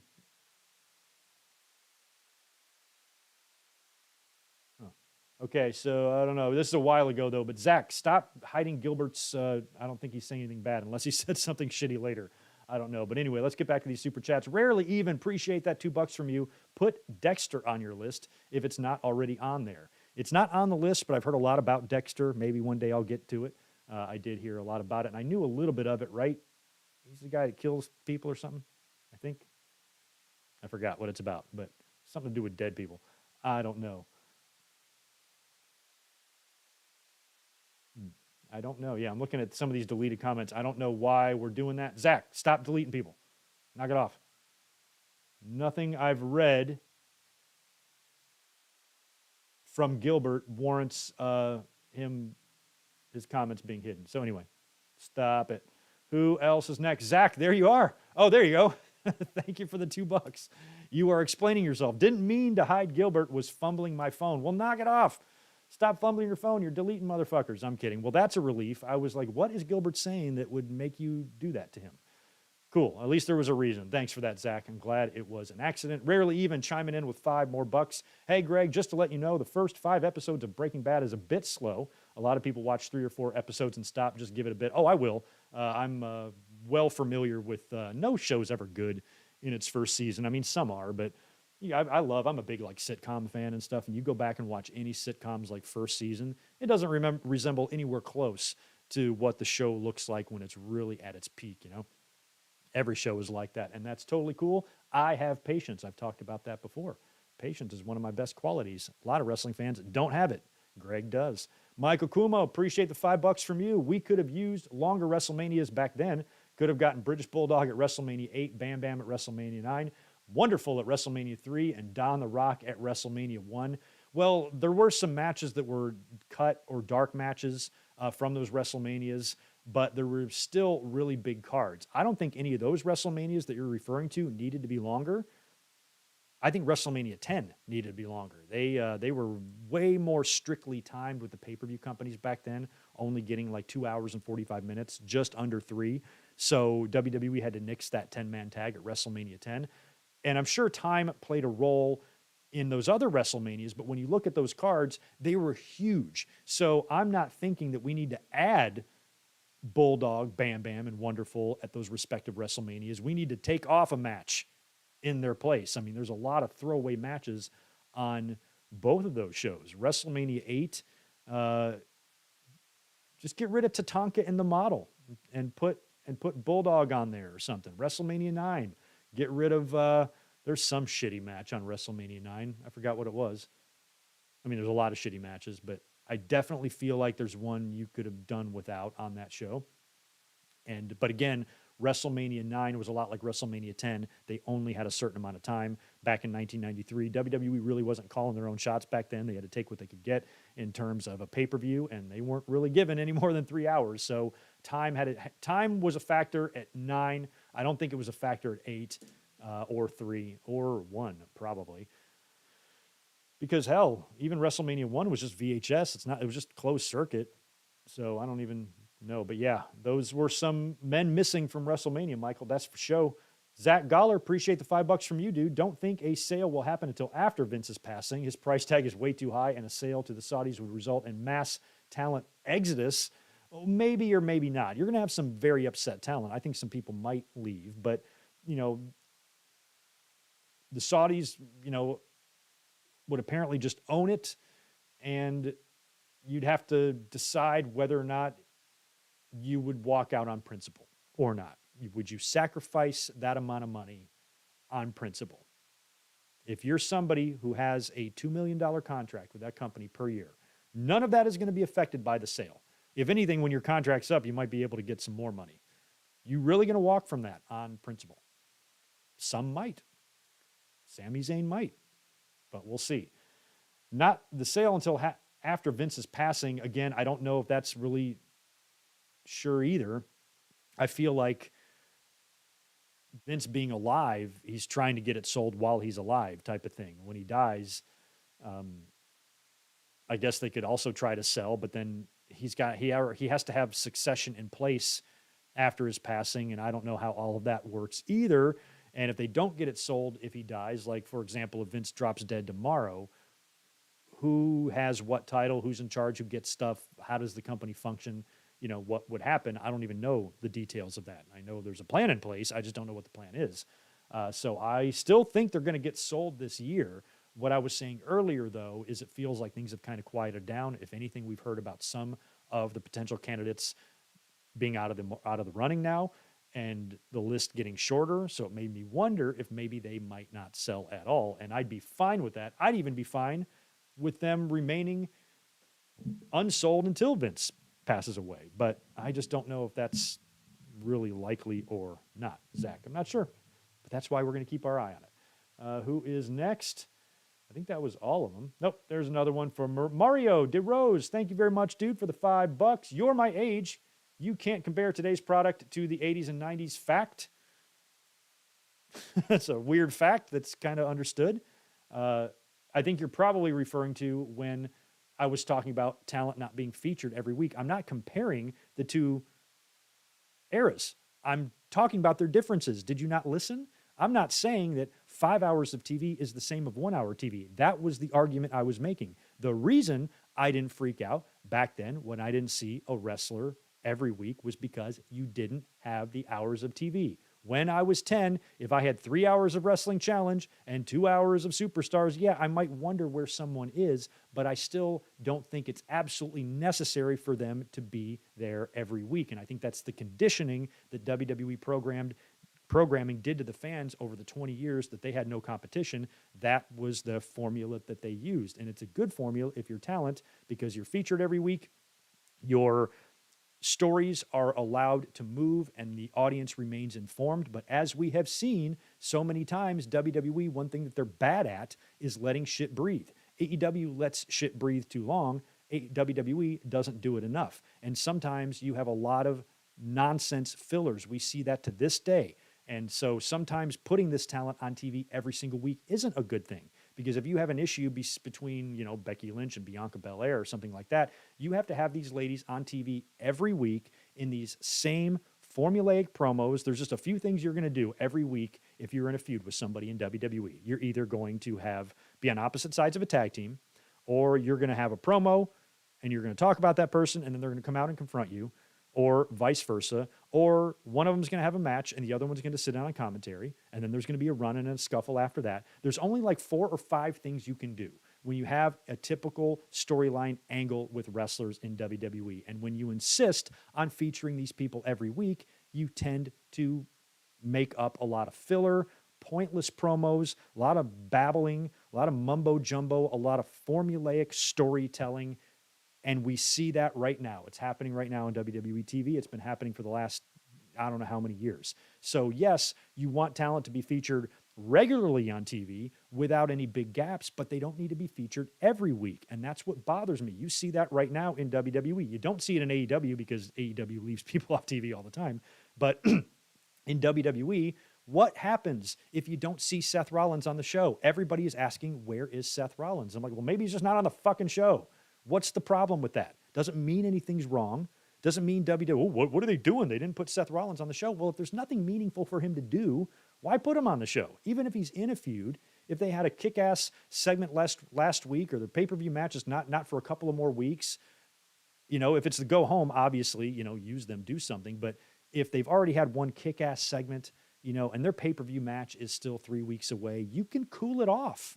You can cool it off for a week and let the fans remember that. Let them sit with that and then bring it back. But WWE doesn't do that. Everybody is out there every week. The Street Profits have always got to be out there with the cups and doing something when they don't need to be, no matter what. So I think that both companies have issues, but like almost opposite issues. I think AEW could use a little more WWE in them, and WWE could use a little more AEW in them in terms of how they feature talent and tell stories and allow things to grow and shit like that. But AEW has, an issue with featuring people. I think WWE features people too much. But what I was comparing was how I felt as a fan. I never freaked out back in the day if I didn't see a talent on TV, so I'm not going to do it now. But I'm certainly not saying the two eras are the same, because I understand that completely. But thank you for the super chat. Who else we got? Is that it for that? Let me see if there's any other juicy comments here before we start getting into some more WWE stuff. Well, Kevin Nash is kind of a smart dude. Kevin Nash is suggesting Vince putting the $9 billion price tag to delay the sale, maybe. Maybe in Vince's heart of hearts, he doesn't want it to go. I could at least understand that. Sometimes I don't know where Vince's priorities lie. In their public statements, their priorities seem to be maximizing shareholder value. But if I'm Vince McMahon and this company that once belonged to my grandfather, I'm just going to sell to some fucking media company and then I'm going to die, that would be hard for me to do. And I might be a little bit more sentimental than that. And maybe I would want to try to keep it around if I could. But if that's the case, then why did Vincent come back and want to sell it? Maybe it's because he got pushed out after the hush money scandal. He knew he could never return to the head of WWE. So if I can't run it, nobody can. I'm going to sell it. And then nobody wants it. Maybe he is hanging on to it. I don't know. I don't know Vince's motivation, because I think Vince is absolutely, completely ball fucking insane. I do. And I don't know what he wants, what he's thinking in that crazy ass noodle of his. And honestly, I don't care. I just want a resolution to it at some point in the future.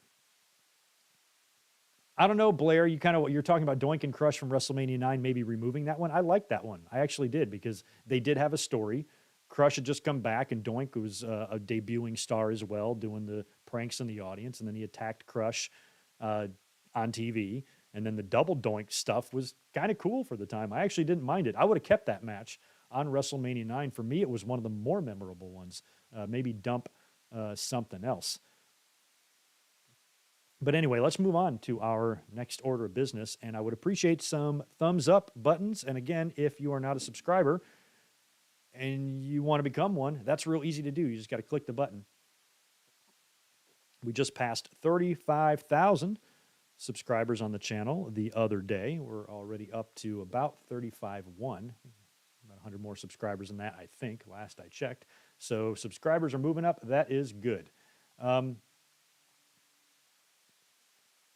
Victor, no. Did I hear about Daniel? I guess you mean Danielson wanting to go on first so he can go to sleep early? That's hilarious. Well, they're on the West Coast, right? Isn't that where the hell is Revolution? I've forgotten already. It's in San Fran, right? I think it's in San Fran. So they're going to get an early start. It's going to start at 5 o'clock. If he has his Iron Man match first, he can get out of the building by 6:30, 7 o'clock, be in bed by 8. Nice. Good for you, Daniel Bryan, or Bryan Danielson. I don't blame you. Let's talk about Raw briefly. Raw this past week sucked. So did the rating, 1.7. AEW Dynamite and Monday Night Raw were both down about over 200,000. I think Raw was down more. Raw was down closer to 300,000. AEW just under 2, I believe. But they both took a dip because both shows weren't very good. And we saw like I was talking about earlier, the confirmation of the match with Brock Lesnar and Omos that appears like it's a go for now.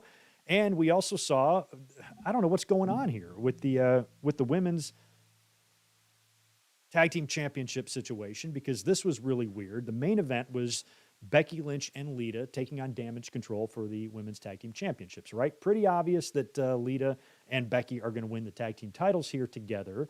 And the match was okay, not very good. And Becky and Lita received some assistance from the returning, magnificently looking Trish Stratus, who comes back, and when Bayley interjected herself into the match, Trish came out to even up the odds and allowed Becky and Lita to win the tag team titles. So they are new tag team champions. They closed the show with that, but it makes you wonder what the hell Trish is doing there. So I guess Trish is going to be working with Bayley perhaps at WrestleMania. Is that the match they're going to go with? I'm surprised Trish didn't come back and win the tag team championships with Lita. So I don't even know what Trish is doing there or what the plans for her. I know what she's doing there. She's awesome. She's welcome anytime in Greg's world. But I don't know what WWE is doing with her in terms of the creative plans, because she was already set to return a couple of weeks ago, and then she didn't. But apparently it was just due to a creative change. So when she came back here, everybody was happy to see her, but it did feel a little bit out of place. You know, Becky and Lita winning the tag team championships, Lita is a champion in the WWE. Say that out loud. Currently, Lita is a champion in WWE. That's awesome. The women haven't really had a whole lot of belts to win. Lita was women's champion all those years ago, many, many years ago. But in terms of having a secondary title to win, there's never been one. So that's cool for her. It's got to be a trip for Becky Lynch as well, who I'm sure looked up to Lita, and all that's nice and good. But what are they going to do at WrestleMania? It's probably going to be Shayna Baszler and Ronda Rousey going after the tag team titles, but that's a weird match. Shayna and Ronda against Becky and Lita. It's weird. So again, it feels a lot like the Bray Wyatt and Lashley and Brock stuff. Like at one time, what felt so good is now so wrong. I thought we were just going to get some sort of great match between Becky Lynch and Bayley at WrestleMania. That's all I needed. I didn't need any more than that. Now we've got Trish, Lita. Now Becky's a tag champion. And now she could go into WrestleMania to potentially lose to Ronda Rousey, which I don't want to see. And so I don't even know maybe that would be a way of her giving back to Ronda for letting her pin her in the main event of 35. I don't know, but you wonder where Trish fits in. There's also been the story about, we've heard WWE creatively plans a lot of twists and turns in this saga, which I don't know how many twists and turns they could really do unless there's some sort of a heel turn here or something. Like I said, I thought it would have been cool if Trish and Lita won the tag team titles together, because that would have been cool for them. You know, they're besties, remember? So if they were able to have that moment together, that would be pretty cool. And then maybe they can drop them to Shayna and Ronda at WrestleMania. That would seem to make more sense than having Becky in there. I would have had Becky and Bayley blow off their issue, although I guess they kind of already did. Didn't they have the cage match and shit? I still feel like there was one more match to do there. Maybe I'm wrong. But you could have just done that and then had Trish and Lita team up. I don't know. So I don't know what the Mania plans are. Let me know if you know. What is the Mania plans as we stand right now for Lita, Becky Lynch, and Trish? Who are they facing? Is it going to be a six-way with the Damage Control? If that's the case, there's no championships on the line, so I don't know how that's going to work. I would hate for Io and Dakota to be left off of WrestleMania.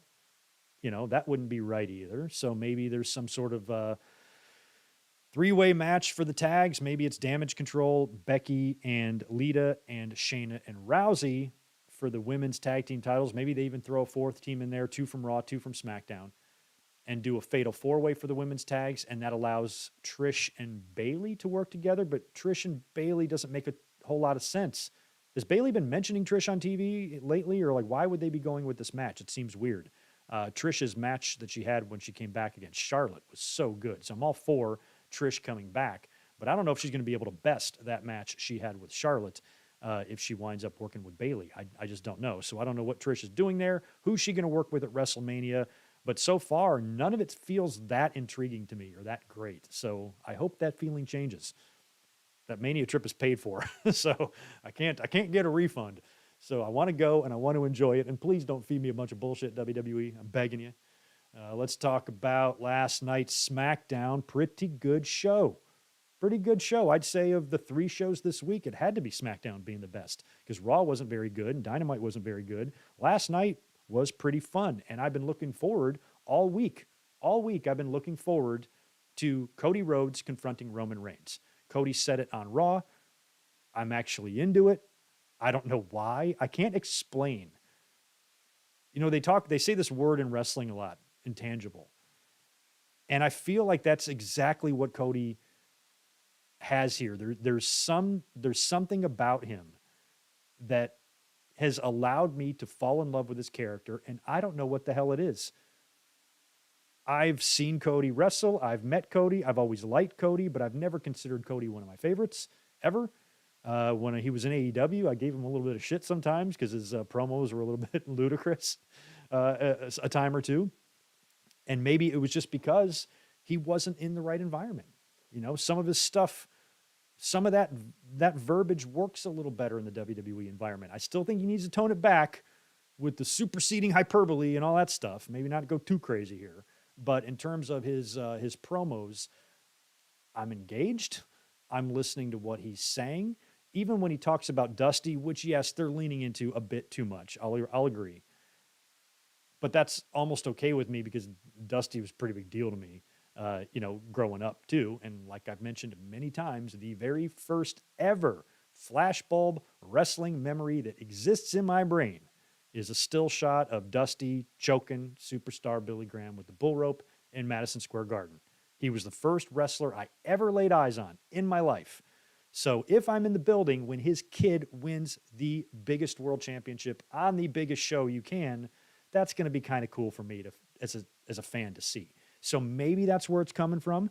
But I've had a lot of instances like that where I've witnessed Stone Cold Steve Austin win 2 WWE championships in my life. I was in the building for those. I've seen glorious moments live with my own eyes. So I can separate. I don't get too drawn into it. I understand what I'm looking at here. It's very cool, but I still should be able to, look at Cody objectively, but I'm not. I'm looking at him as a complete mark. I want him to win. I like what he's saying. I like his demeanor. I've loved his return ever since he came back. That moment at WrestleMania where he came up through the stage, that injury, the Hell in the Cell match, the return, even though the Royal Rumble victory wasn't that great, it was just still cool to see him back.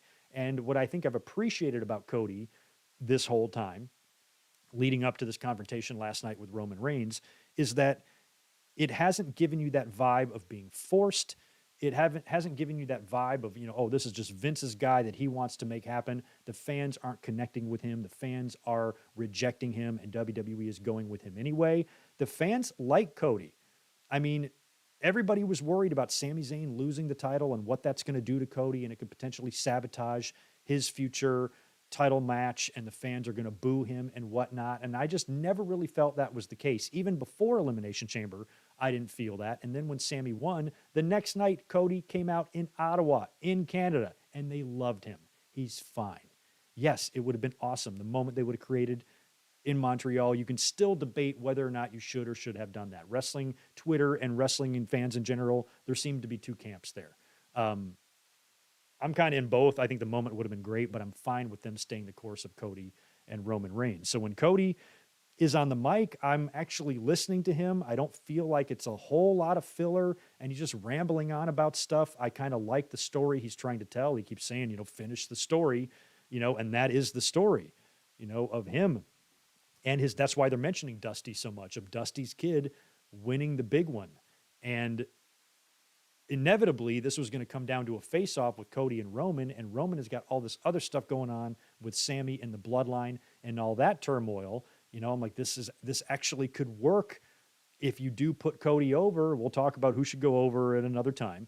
But if you do put Cody over, this is the way to do it. You have these cracks in the bloodline's foundation. Roman's empire is weak and on shaky ground for the first time ever. If there's ever a time to capitalize and pounce on an opportunity, because at this point, who is going to beat Roman Reigns? Cody said last night, for everybody else, he seems impossible, but not for him.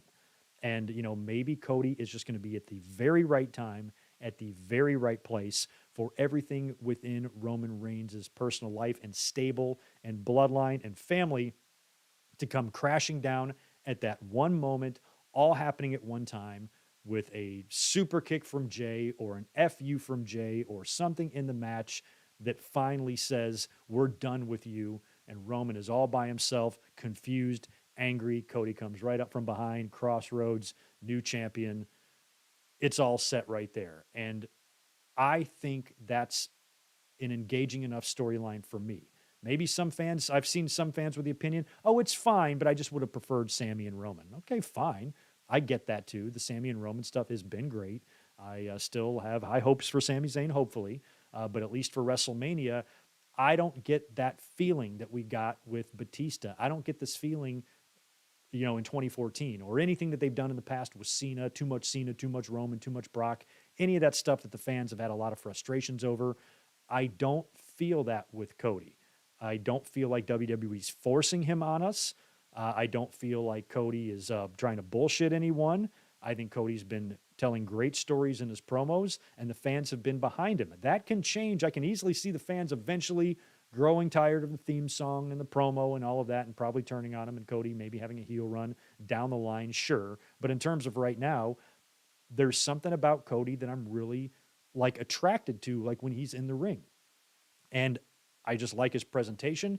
He's kind of a white meat babyface that I actually like. With Cena, I was more of a John Cena defender. I didn't really love Cena, in terms of wanting to see him wrestle, excited for his upcoming championship matches. I just appreciated him as a performer, and I defended him from that aspect because I thought fans were just immature and being idiots, really, in their treatment of him and how angry they got and how they just cannot separate life from wrestling and fact from fiction and all that stuff, and they just can't manage their anger, and they're nuts. I was coming out being mostly, on the opposing side of that, saying, here's why you should appreciate Cena. But Cena was never a guy that I was tuning in to see, excited to see, and couldn't wait to see what he was going to do in some sort of upcoming title match. Cody is different. He is a hardcore babyface that I actually do like. I do find what he says interesting, and I am really rooting for him at WrestleMania. And I feel like at this point, you could definitely make a case for him to win. Now, there's going to be a big camp. It's already happening, and I actually like to see this. What I'm noticing is you do have a camp that is very, very pro-Roman, that thinks Roman Reigns should win this match at WrestleMania. And that's fine, but what's happening is they're going so overboard with it. Now it's more about trolling the other side. Any talk about Cody, they're going to immediately say why they think Roman Reigns should win, and it's just going to become a troll. But in reality, Roman Reigns winning would be perfectly fine with me. It would make a lot of sense because Roman has been dominant. He's been a 900-day champion. He's just a few months away from 1,000 days, which would be quite the milestone. I could definitely see WWE wanting to get there. And if he was able to accomplish that, him beating Cody would not be that out of the realm of possibility. Arguably, Roman has beaten bigger and better and badder than Cody. He's beaten Brock. He's beaten a lot of guys. He's put people down, the Goldbergs, the Brocks, the Cenas. He's beat them all. He's the tribal chief. He's the most dominant, biggest star in the industry. Him beating Cody Rhodes would piss off fans because they don't like long title runs, and that means Roman continues to have the title, so they'll be frustrated. But it also might make some fans happy if he continues to run. And with me, I've always talked about wrestling being realistic. Wrestling fans can't claim that they want wrestling to be realistic and then also get mad if the underdog loses, because that just proves you're a mark like me. It does make sense for the underdog to lose because underdogs lose all the time. You don't always make the field goal. You don't always hit the home run. Sometimes you strike out. Sometimes you brick the three-pointer and you don't win the game. These things happen in real life. So it's perfectly within the realm of possibility that Roman just goes out there and beats Cody clean. But with this extra story that they're telling, and that's why I'm glad these two things are overlapping, the Sami Zayn story into the Cody stuff. We've even seen the promos with Cody and Sami on TV before Elimination Chamber, which are really good. And now with Roman's empire collapsing, Sami being on a mission to continue that collapse and breaking down the bloodline, they are weakened. They are weakened for the first time. You've got a weakened bloodline with an uncertain future and a growing ever more paranoid champion and leader going up against somebody with supreme confidence, the most confidence you can really have. That the table is set, my friends. The table is set. You can do it where it would make plenty of sense. And with everything going on with Roman Reigns right now, the way I'm looking at it, if Roman Reigns had no bloodline issues, let's say the Sami shit never happened and Roman was as strong as ever, Roman and the bloodline and Heyman and everybody were as strong and tight as ever, then I could make a very strong argument for Cody just to be put down here. But now that you see everything going on with the bloodline, Roman is losing his patience, as he would say last night on SmackDown, with Jey Uso, who wants to be left alone. They are cracking, they are crumbling, unless this turns out to be a big swerve where they all come together and help Roman Reigns beat Cody. I feel like what they're setting us up for is Roman and the bloodline completely crumbling and imploding right there at WrestleMania once and for all, which is going to help Cody win the title.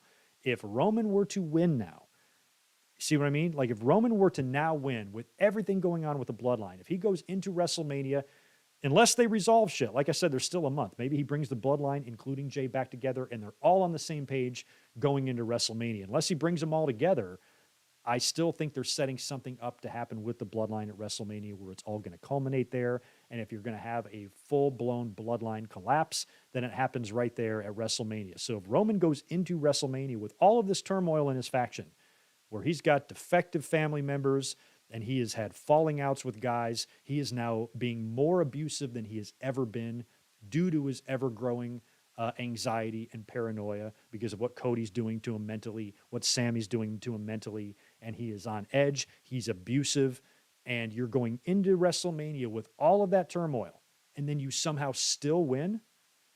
Greg might be one of the guys being like, okay, come on now. Like, if you're not going to beat him there, when are you going to beat him? All of the stars were aligned. That's the perfect spot to do it, to where you can even protect Roman in a loss because he was betrayed by a Jey or a Jimmy or a Solo or all of them, or Sami Zayn hits him in the head with a chair or whatever.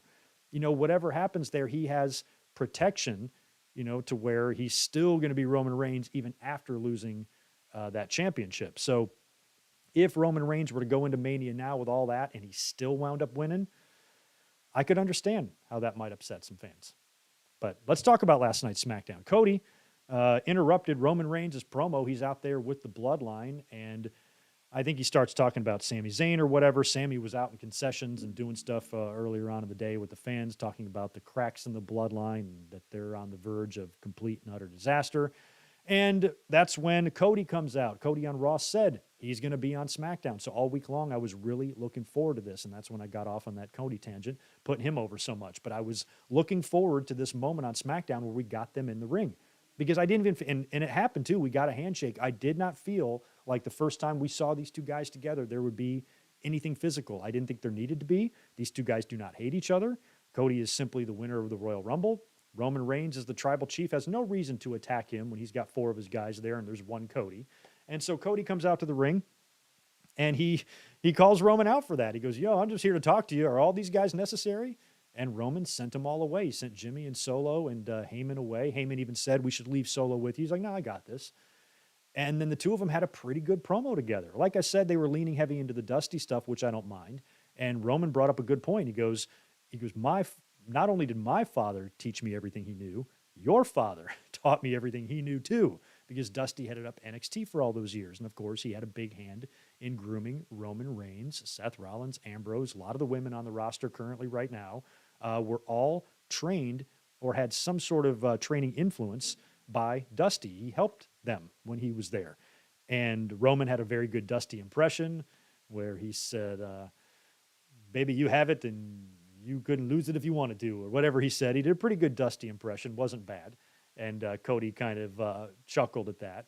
He put Cody down a little bit and said that, when I was around your dad, he never talked about you.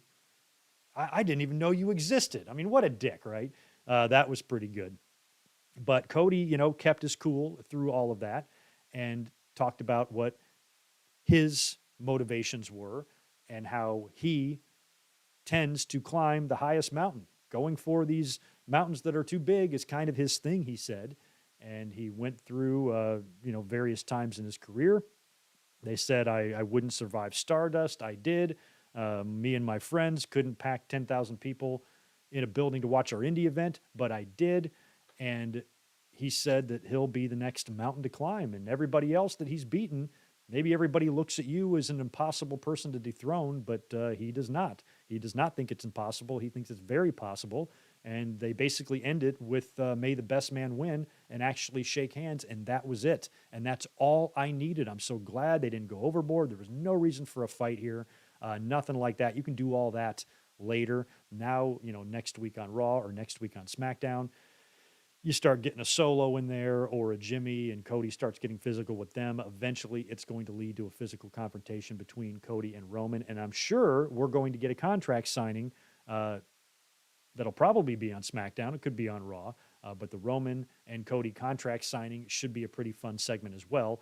And I think the match is going to be good. I think we're looking for a pretty fun main event here. I really hope that we are. Maybe WWE doesn't quite know yet who they're going to put over.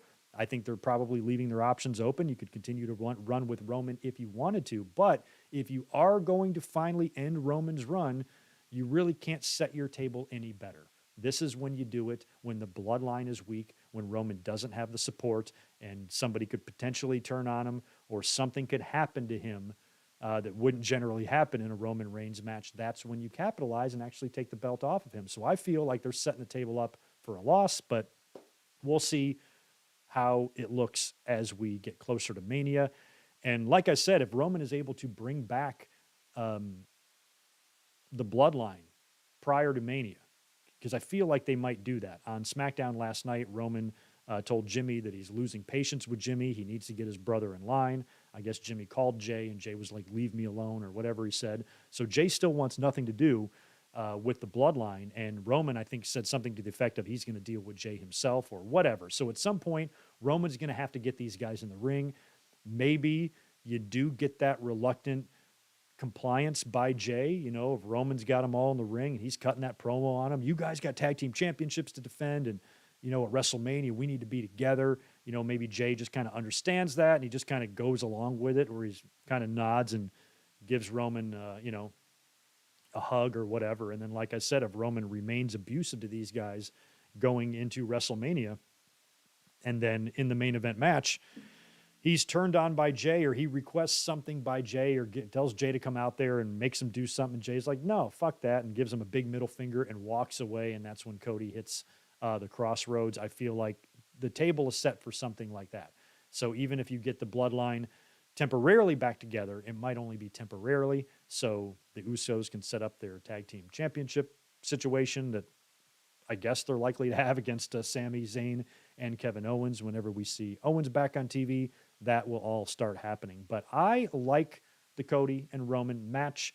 I like what's surrounding it, and I like that it's still kind of bleeding in to the Sami Zayn stuff, and Sami hasn't been put completely on the back burner because him and Kevin Owens are likely going to face members of the bloodline at WrestleMania. So this keeps it all together, and it can bleed into Cody's stuff and potentially even help him win this championship when it's all said and done.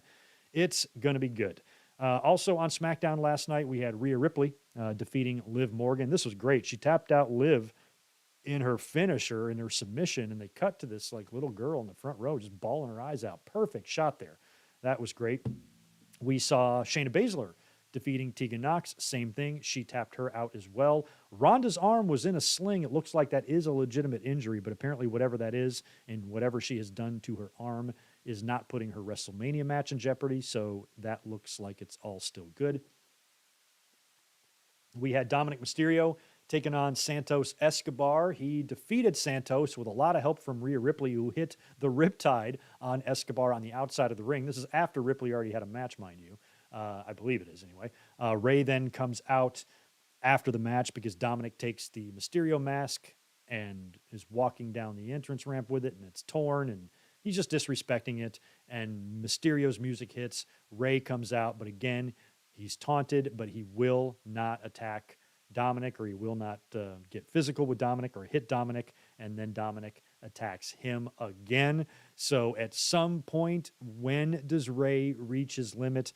WrestleMania is still a month away. You know it's going to be Ray and Dom, but I do like how much restraint Ray is holding because they're trying to make this as realistic as possible. You know, you really don't want to have to lay your hand on your son, you know, even in certain cultures, you really don't want to. You know, maybe it's totally fine for people in Texas to whip around their little boys a lot, but it's not really that normal for Ray, and he just refuses to do that to his kid no matter what type of asshole Dominic is or how bad he is. He won't hit him. And I feel like we got to be coming up on, if not next week, it's got to be the week after that, right? It's got to be the week after that. I even pitched something in the last live stream, I think, about potentially it getting to the point where Ray just agrees to the match, but we don't see anything physical. Kind of like Brett and Owen. Now, Brett and Owen might have worked live events prior to WrestleMania 10, but I think Brett, the only reason he had to wrestle Owen is because I think he lost that coin toss or something, or he agreed to the match, whatever it was, but he agreed to it on TV. It wasn't like a fist fight that made it happen. So I don't think they really actually physically wrestled in WWE on TV until WrestleMania 10. And I could see them doing that with Ray and Dominic, to where maybe Dominic pushes Ray too far to where Ray just, maybe they're separated, you know, like Dominic's in the ring, Ray's in the aisle, or vice versa. And Ray just gets on the mic and says, "That's it. I'll see you at WrestleMania, where you will get the whipping that I've been holding back, the whipping that you deserve. The whipping that many people say I should have given you a long time ago. You're going to get that at WrestleMania, but not until then. Just trust me, not until then." I mean, maybe Ray, I don't know, like the luchador Mexican culture with this, but, you know, would Ray perhaps wrestle maskless against his son? Do you think that's possible? They've been making a big deal about the mask, you know, and maybe out of respect for the mask and that character, he takes it off, and this is more of a personal thing between him and his son. He's not going to be this lucha character. You know, his son needs to be dealt with man to man, and maybe this is Rey Mysterio's one match in WWE without the mask, where he doesn't wear it. It's not like we don't know what he looks like. It's not like it would be the first time he's been seen without his mask. He wrestled for a couple of years in WCW without it. So it wouldn't be like ruining a mystique of somebody or anybody like that. He could just wrestle that way, and then after the match, you know, maybe put the mask back on and tie it up and then leave the ring or something. I don't know. Maybe they do something like that. But the bromance that's been budding between Mysterio and Santos Escobar might also wind up turning into a feud down the road as well, if Santos does plan on taking the baton from Rey Mysterio. But I think maybe next week, finally we get it. If not, the week after. Then we get the Bobby Lashley promo. Oh my God. So Lashley comes out. He calls out Bray Wyatt. We get a bunch of funky stuff on the screen. We get the Muscle Man dance, or I think Lashley talks about the Muscle Man dance. And it's so funny. Like, I just don't care, because we've already heard the backstage story of why this match is happening. It's happening because Brock didn't want to do it. A lot of the Bray Wyatt stuff lately, this year in 2023, has been so slow moving and uninteresting that it has really harmed everyone's enthusiasm about this character. Like when Bray came back, we had this feeling of, oh, they're going to do it right this time. And so far, nothing has made much sense. I loved the White Rabbit stuff. That was great. The White Rabbit stuff, following all that, the QR codes and following the trail and all that was really fun, really well done. And it made you excited because it felt like they had their act together creatively. But so far this year, the Mountain Dew match, the Mellow Yellow buttfuck match or whatever it was stupid. And he hasn't wrestled since. He looks like he's injured. They might be covering for an injury with Wyatt, which is why he did not attack Bobby Lashley. Uncle Howdy did. But none of this stuff this year has really been good. And now you hear about Brock Lesnar nixing plans with Bray Wyatt. And so now they're going with Bobby Lashley. I just don't care. I don't care about this match at all. And so during Lashley's promo, he is then attacked by Uncle Howdy. He puts down Uncle Howdy. So Uncle Howdy takes a bump now for the first time. And that's it. And so I don't know. Uncle Howdy eventually is going to get a reveal. It definitely looks like it's Bo Dallas to me under that costume. But whoever turns out to be Uncle Howdy when they do reveal it could be anybody. But even now at this point, if there is an Uncle Howdy reveal of any kind, I mean, if he's going to wrestle in that mask, eventually somebody's going to get that mask off of him, right? So when they take that off, even if it turns out to be Bo Dallas or whoever, is anybody going to care? Because I've really lost interest in what Bray Wyatt is doing. None of this stuff is good to me. And again, like I was critiquing AEW earlier, none of this gives me any pleasure. I don't want to hate on the Bray Wyatt storyline. I had high hopes for this. I don't want to see these problems with it. I don't want to see this lack of interest, but it has it. And it just makes me feel like I don't need to watch every week, all these spooky things and these weird convoluted segments that are entertaining, but at the same time, they're not compelling. I don't know how to explain it, but I am not interested in this issue at all. These gentlemen have 1 month to change my mind. We had the Drew McIntyre and Sheamus promo. They're kind of arguing with each other about who's going to get the shot at the Intercontinental title. This leads to a big brawl with Drew, Sheamus, LA Knight, Karrion Kross, Kofi. They all come out, and it was announced that next week we're going to get a fatal five-way between these five guys, and the winner will face Gunther at WrestleMania for the IC title. So at least we're getting idea. At least I think it's for WrestleMania, right?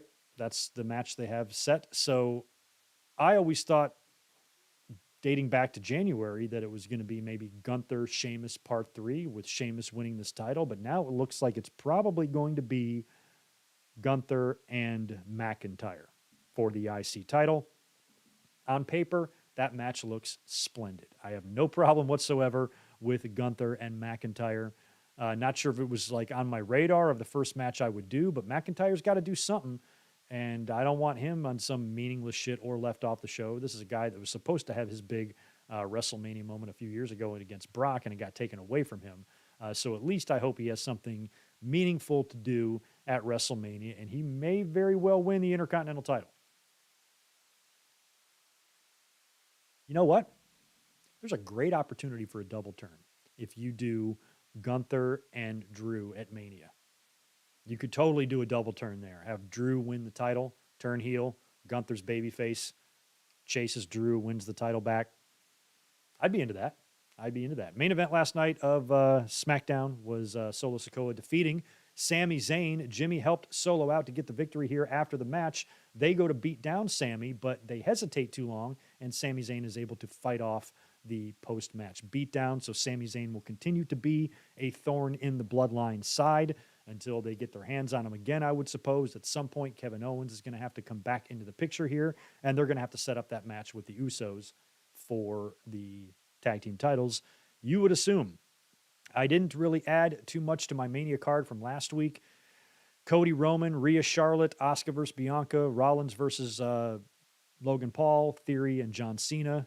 John Cena, by the way, is on Raw this Monday. We might have to watch Raw. We might have to, or review it. I'm not sure. Monday is open. We are going to get the beginning of that. Cena and Theory. We're going to assume we're going to get Usos against Zayn and Owens. Gunther against the winner of that five-way.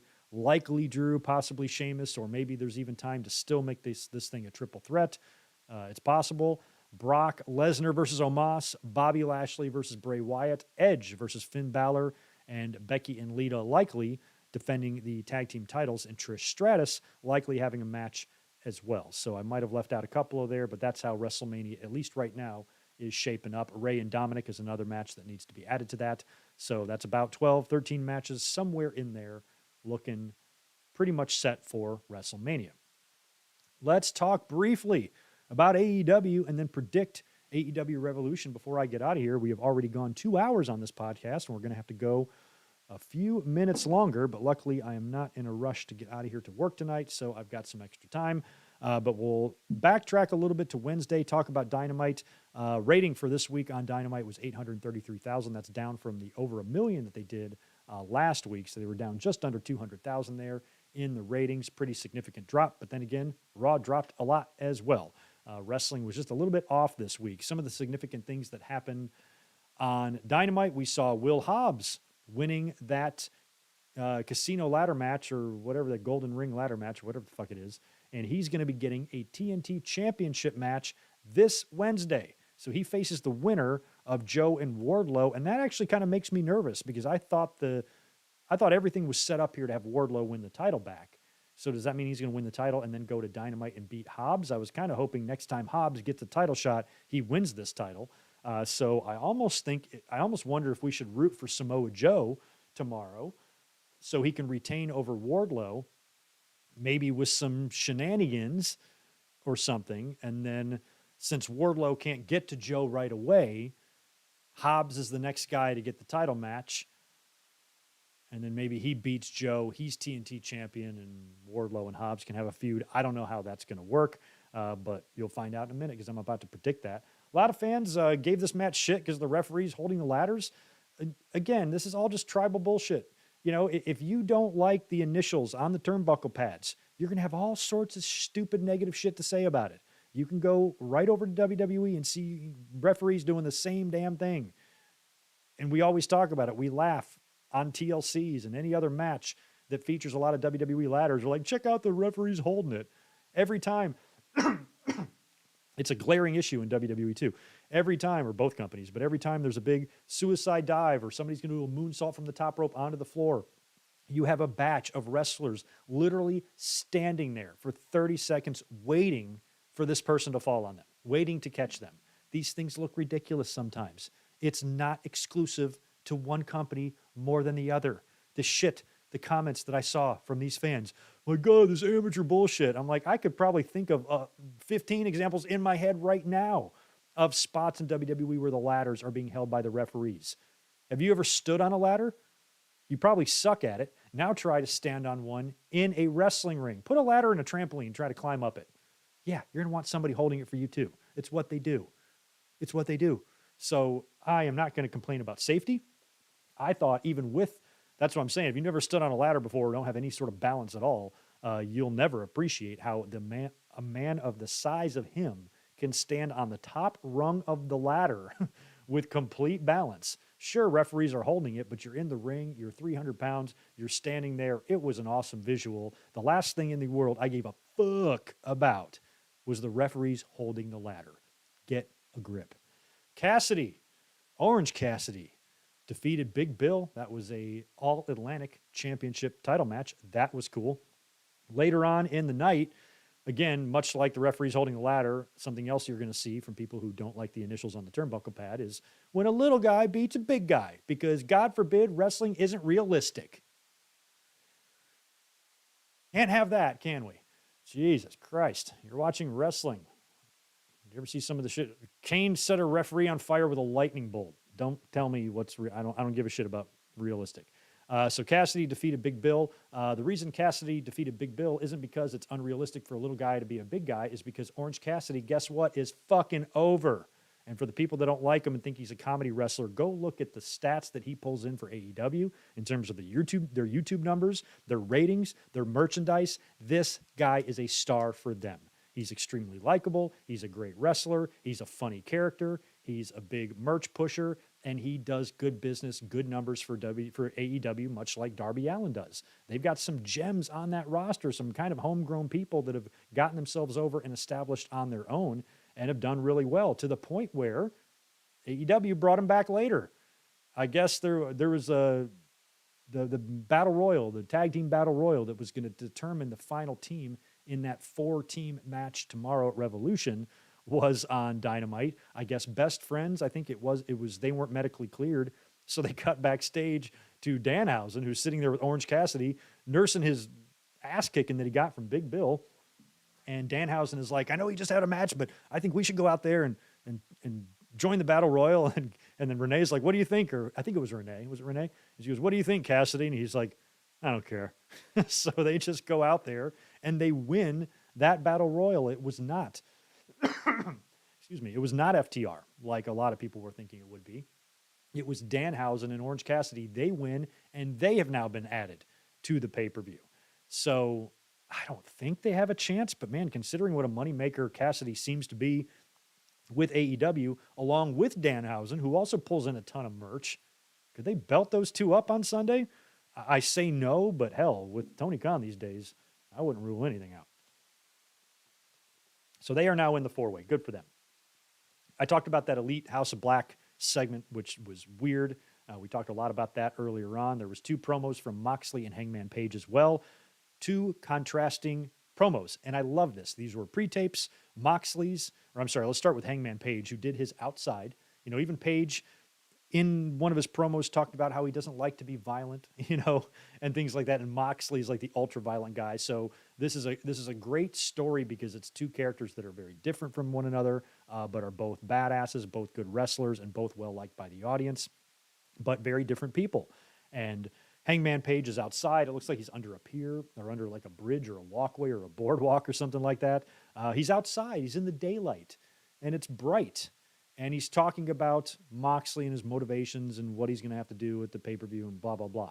Moxley's promo is completely the opposite. Totally different. He is inside, boxed in, stairwell, covered in blood. After that match, I think they taped that last week at Dynamite, when his head was gushing. And they were doing close-ups of his face, and the blood is just streaming in his eye. We were watching it live, and I shit my pants when he was like, ah, and you could see the blood squirting. You got 4K TV, you could see the flow squirting out of the top of the head. It looked like it looked like one of those solar flares on the sun, where it just snaps and the magnetic field just snaps and shoots off this material. It was like that. And I was like, do you see his fucking head? It was crazy. So I really like the fact that we got 2 promos completely different from one another. And I'm anxious to see how this whole thing is going to finally end, because are we going to get that Moxley vacation like we heard about all those months ago? Is that finally going to happen? Every time he has a big pay-per-view match, we're calling for that. We think he's going to lose, only for him to not. So we'll see. I'll talk about the predictions in a minute. Like I said, we had the great Danielson promo to close the show with MJF. I thought they did a good job of selling me this match before Revolution. Up until now, the week before that was pretty good too, but there were some problems with that segment that I didn't like. This one felt much better. Danielson seemed ultra focused, and I liked his demeanor, and he made me feel like he has a chance to win the title, when in my heart of hearts, I don't think he does. But we'll find out tomorrow, and we'll find out together. After Dynamite went off the air, Eddie Kingston quit the promotion, which was a taped interview that they put on their YouTube channel. Yeah, that's a shoot. So the only reason he quit AEW is so he could go to Ring of Honor. Ring of Honor relaunched on Thursday. Did not get a chance to see the show, but I do know that Eddie did confront Claudio after his title defense. So that means Eddie and Claudio will probably be your next big match in Ring of Honor. And hell, maybe they put the belt on Ring of Honor, or on Eddie Kingston over there, and he's a big part of that promotion. I'm going to do my best to watch as much Ring of Honor as I can. I have not signed up for the Honor Club yet. I need to do that.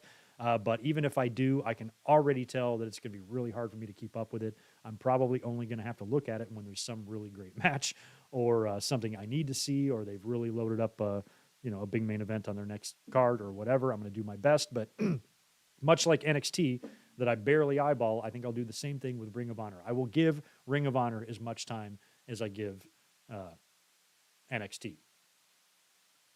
Speaking of NXT, I like the person that had the suggestion of Goldberg's last match potentially being Braun Breaker. I still don't want to see his bald ass, but if he did have to come back, that would be a good one. To shout out to whoever said that earlier in the chat. And I could use, before we start predicting Revolution, again, I could use the thumbs up. I would love to get to 100 before we go off the air here. And also one thing, like I said, there's a few tweaks now with the new computer that I have to work on. I had a whole lot of information typed up in the ticker there, but I've got to adjust something. It's only allowing me a certain amount of characters, and I couldn't figure it out. We were going live in like 5 seconds, so I had to remove all that stuff. That's why you're saying this. That's why you're seeing the same 4 things scrolling across your screen there. I have to figure out how to extend that, but I matched up all of my settings to my old computer. I thought I was good to go, but that was one issue. Otherwise, I would have some more reading material down there for you if I was more prepared. But that will come this week. Anyway, let's get into AEW Revolution tomorrow night. I believe it's a 5 p.m. start. That's what time I have the watch-along scheduled for anyway. But let's start with, I don't even know which one of these matches to start with. How many do I have? 1, 2, 3, 4, 5, 6. I've got 8 matches. Hopefully I'm not missing any. I think it's 8. I don't think it's 9. I think 8 sounds like the most it could be. And 8 is what I called, remember, before we even had another match. Once they announced the Iron Man match, I called an 8-match card. I said, it's probably not going to be less than 8,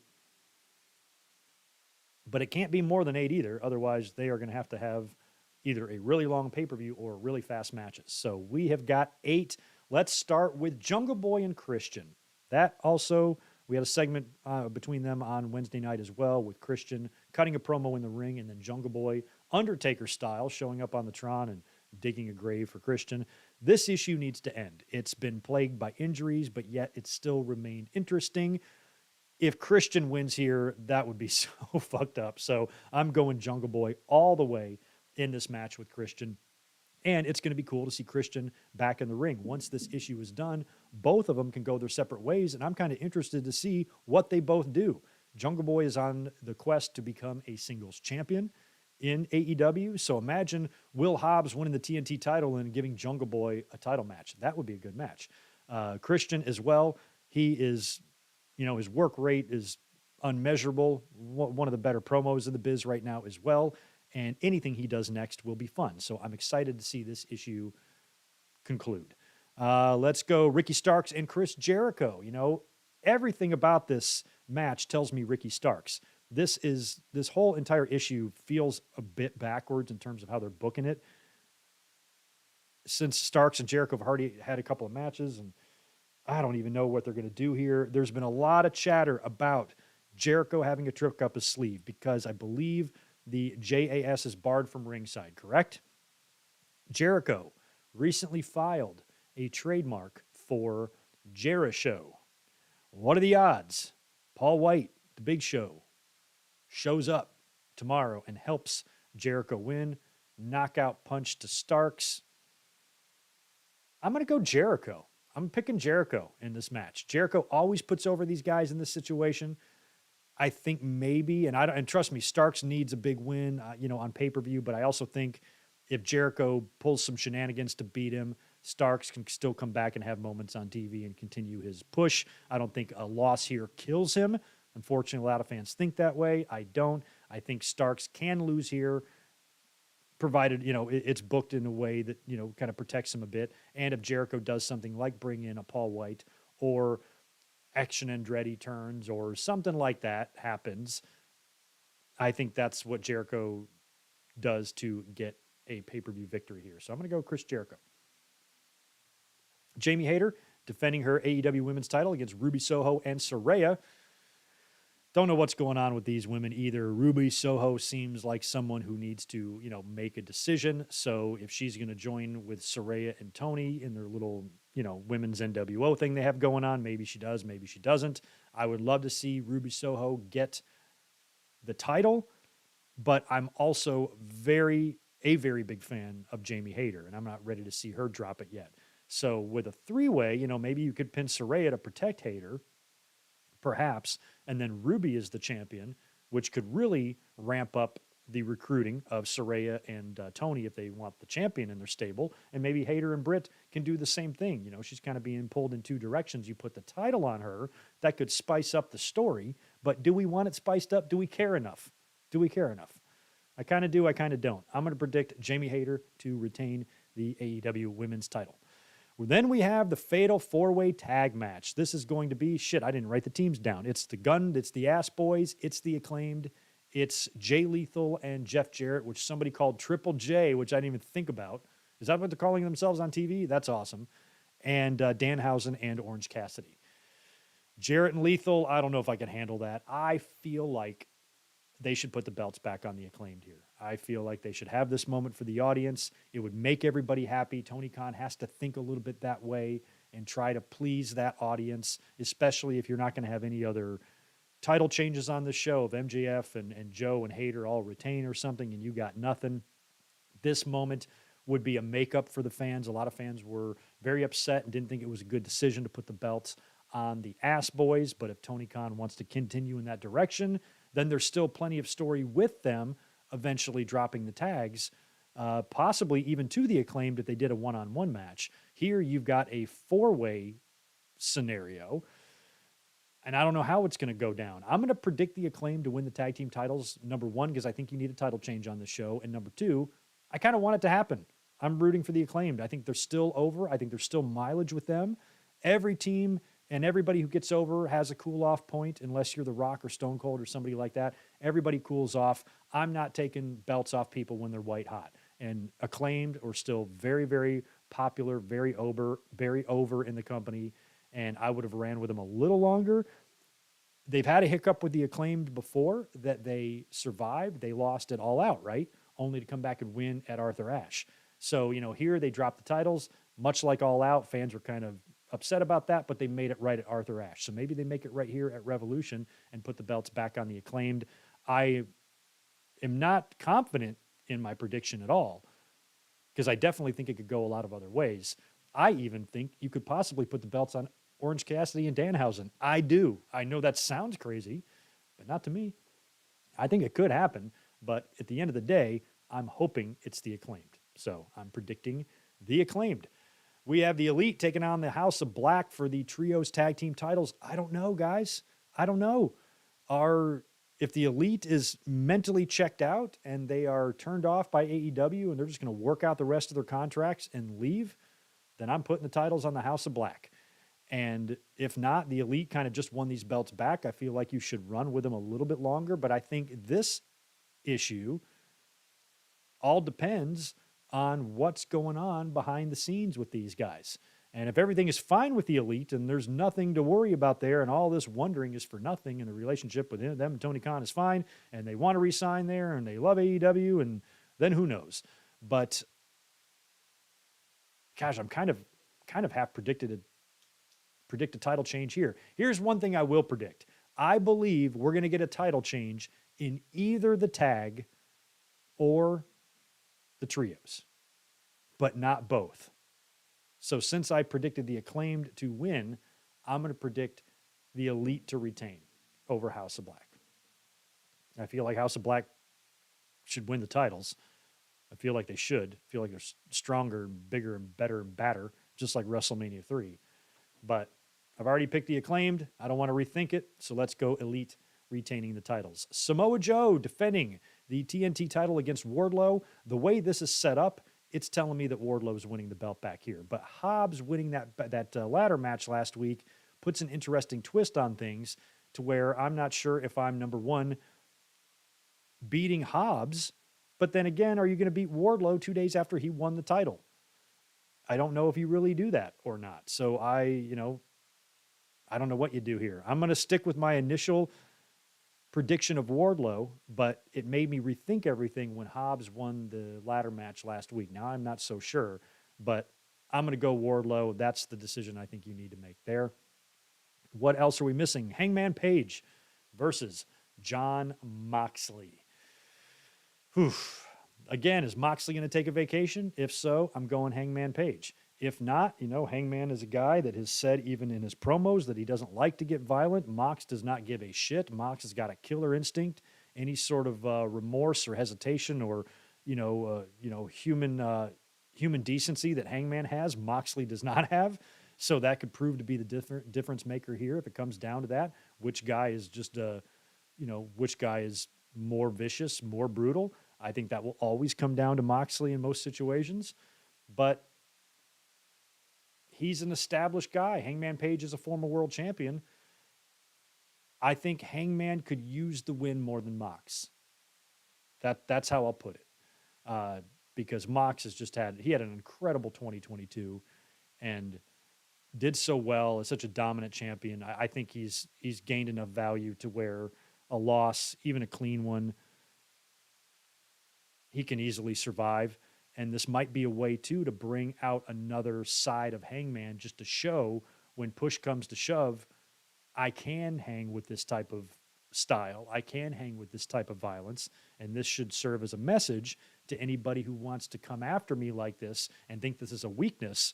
When I got to do it, I can do it. And this match maybe can prove that. So I'm going to predict Hangman Page to beat Jon Moxley in that Texas death match. That leaves us with the main event. MJF, 1 hour Iron Man match defending his AEW title against Bryan Danielson. I don't know how he's going to do it, but I'm going to predict MJF to come out on top here.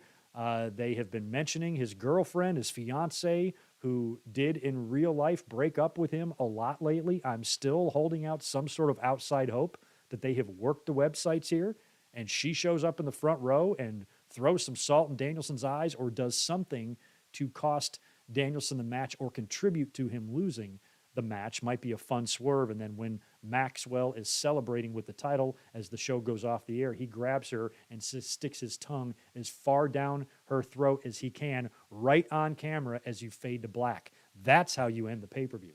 But if it's all real, and of course everybody believes that it is, it's been reported that it is a legit shoot situation with MJF's personal life. He did split from his fiance, and apparently she did the leaving, apparently. But then again, there hasn't been a lot of, elaboration on that. Not that it's any of our business, but the fact that you're bringing it out on TV makes us wonder certain things. So I kind of wonder if MJF is going to get on the mic after he wins and say, I swerved the sheets, I fooled all, something like that. I would love to see Maxwell pull something like that off. If it's not something like that, then I think he's got some sort of really creative, sneaky idea in mind that's going to be clever, and it's going to fuck over Danielson, and it's going to give him the edge. He's just going to pull some sort of trick, handcuff him to the bottom of the ring so he can't move, and he gets counted out a bunch of times. I don't know. It's going to be something like that, and he's going to barely squeak by the skin of his ass, and he's going to retain the title over Danielson.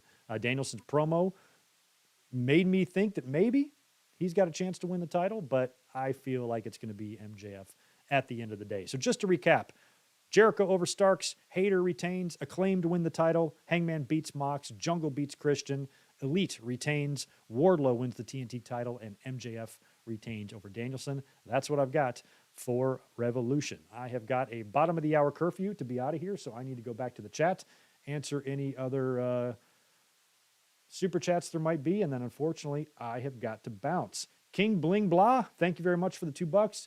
Do you try to get Dustin Rhodes to appear on TV or WrestleMania? Maybe. I think that would be cool. I mentioned Dustin going into the Hall of Fame. I think Dustin going to the Hall of Fame this year, but WWE doesn't seem to know that they have a Hall of Fame. I still don't think they've announced anybody yet. So it sucks that they're going to just throw all these guys at us at once. But Dustin going in would be great. I don't know, though. I don't know if WWE even attempts that, or it just depends on what the relationship with them and AEW is right now, which I don't think is that great. But that looked to be all there was for the super chats. I got to get out of here now. Thank you so much, guys, for hanging out this afternoon. Don't forget, tomorrow we will be watching Revolution together live, so join us for that. For the watch along, we'll stick around and review the show, and we might be up here for Monday as well, since John Cena is coming back. But thank you very much for listening. Unfortunately, I got to head out the door now, so the audio download to this will not be available on my website or on the podcast sites until later tonight. So if you're an audio listener, check back, I'd say about 6-7 hours from now, and you should be able to find it there. And I will catch you guys all tomorrow. Thank you so much again for being here. Appreciate you sitting through my 2.5 hours of rambling. Y'all are the best.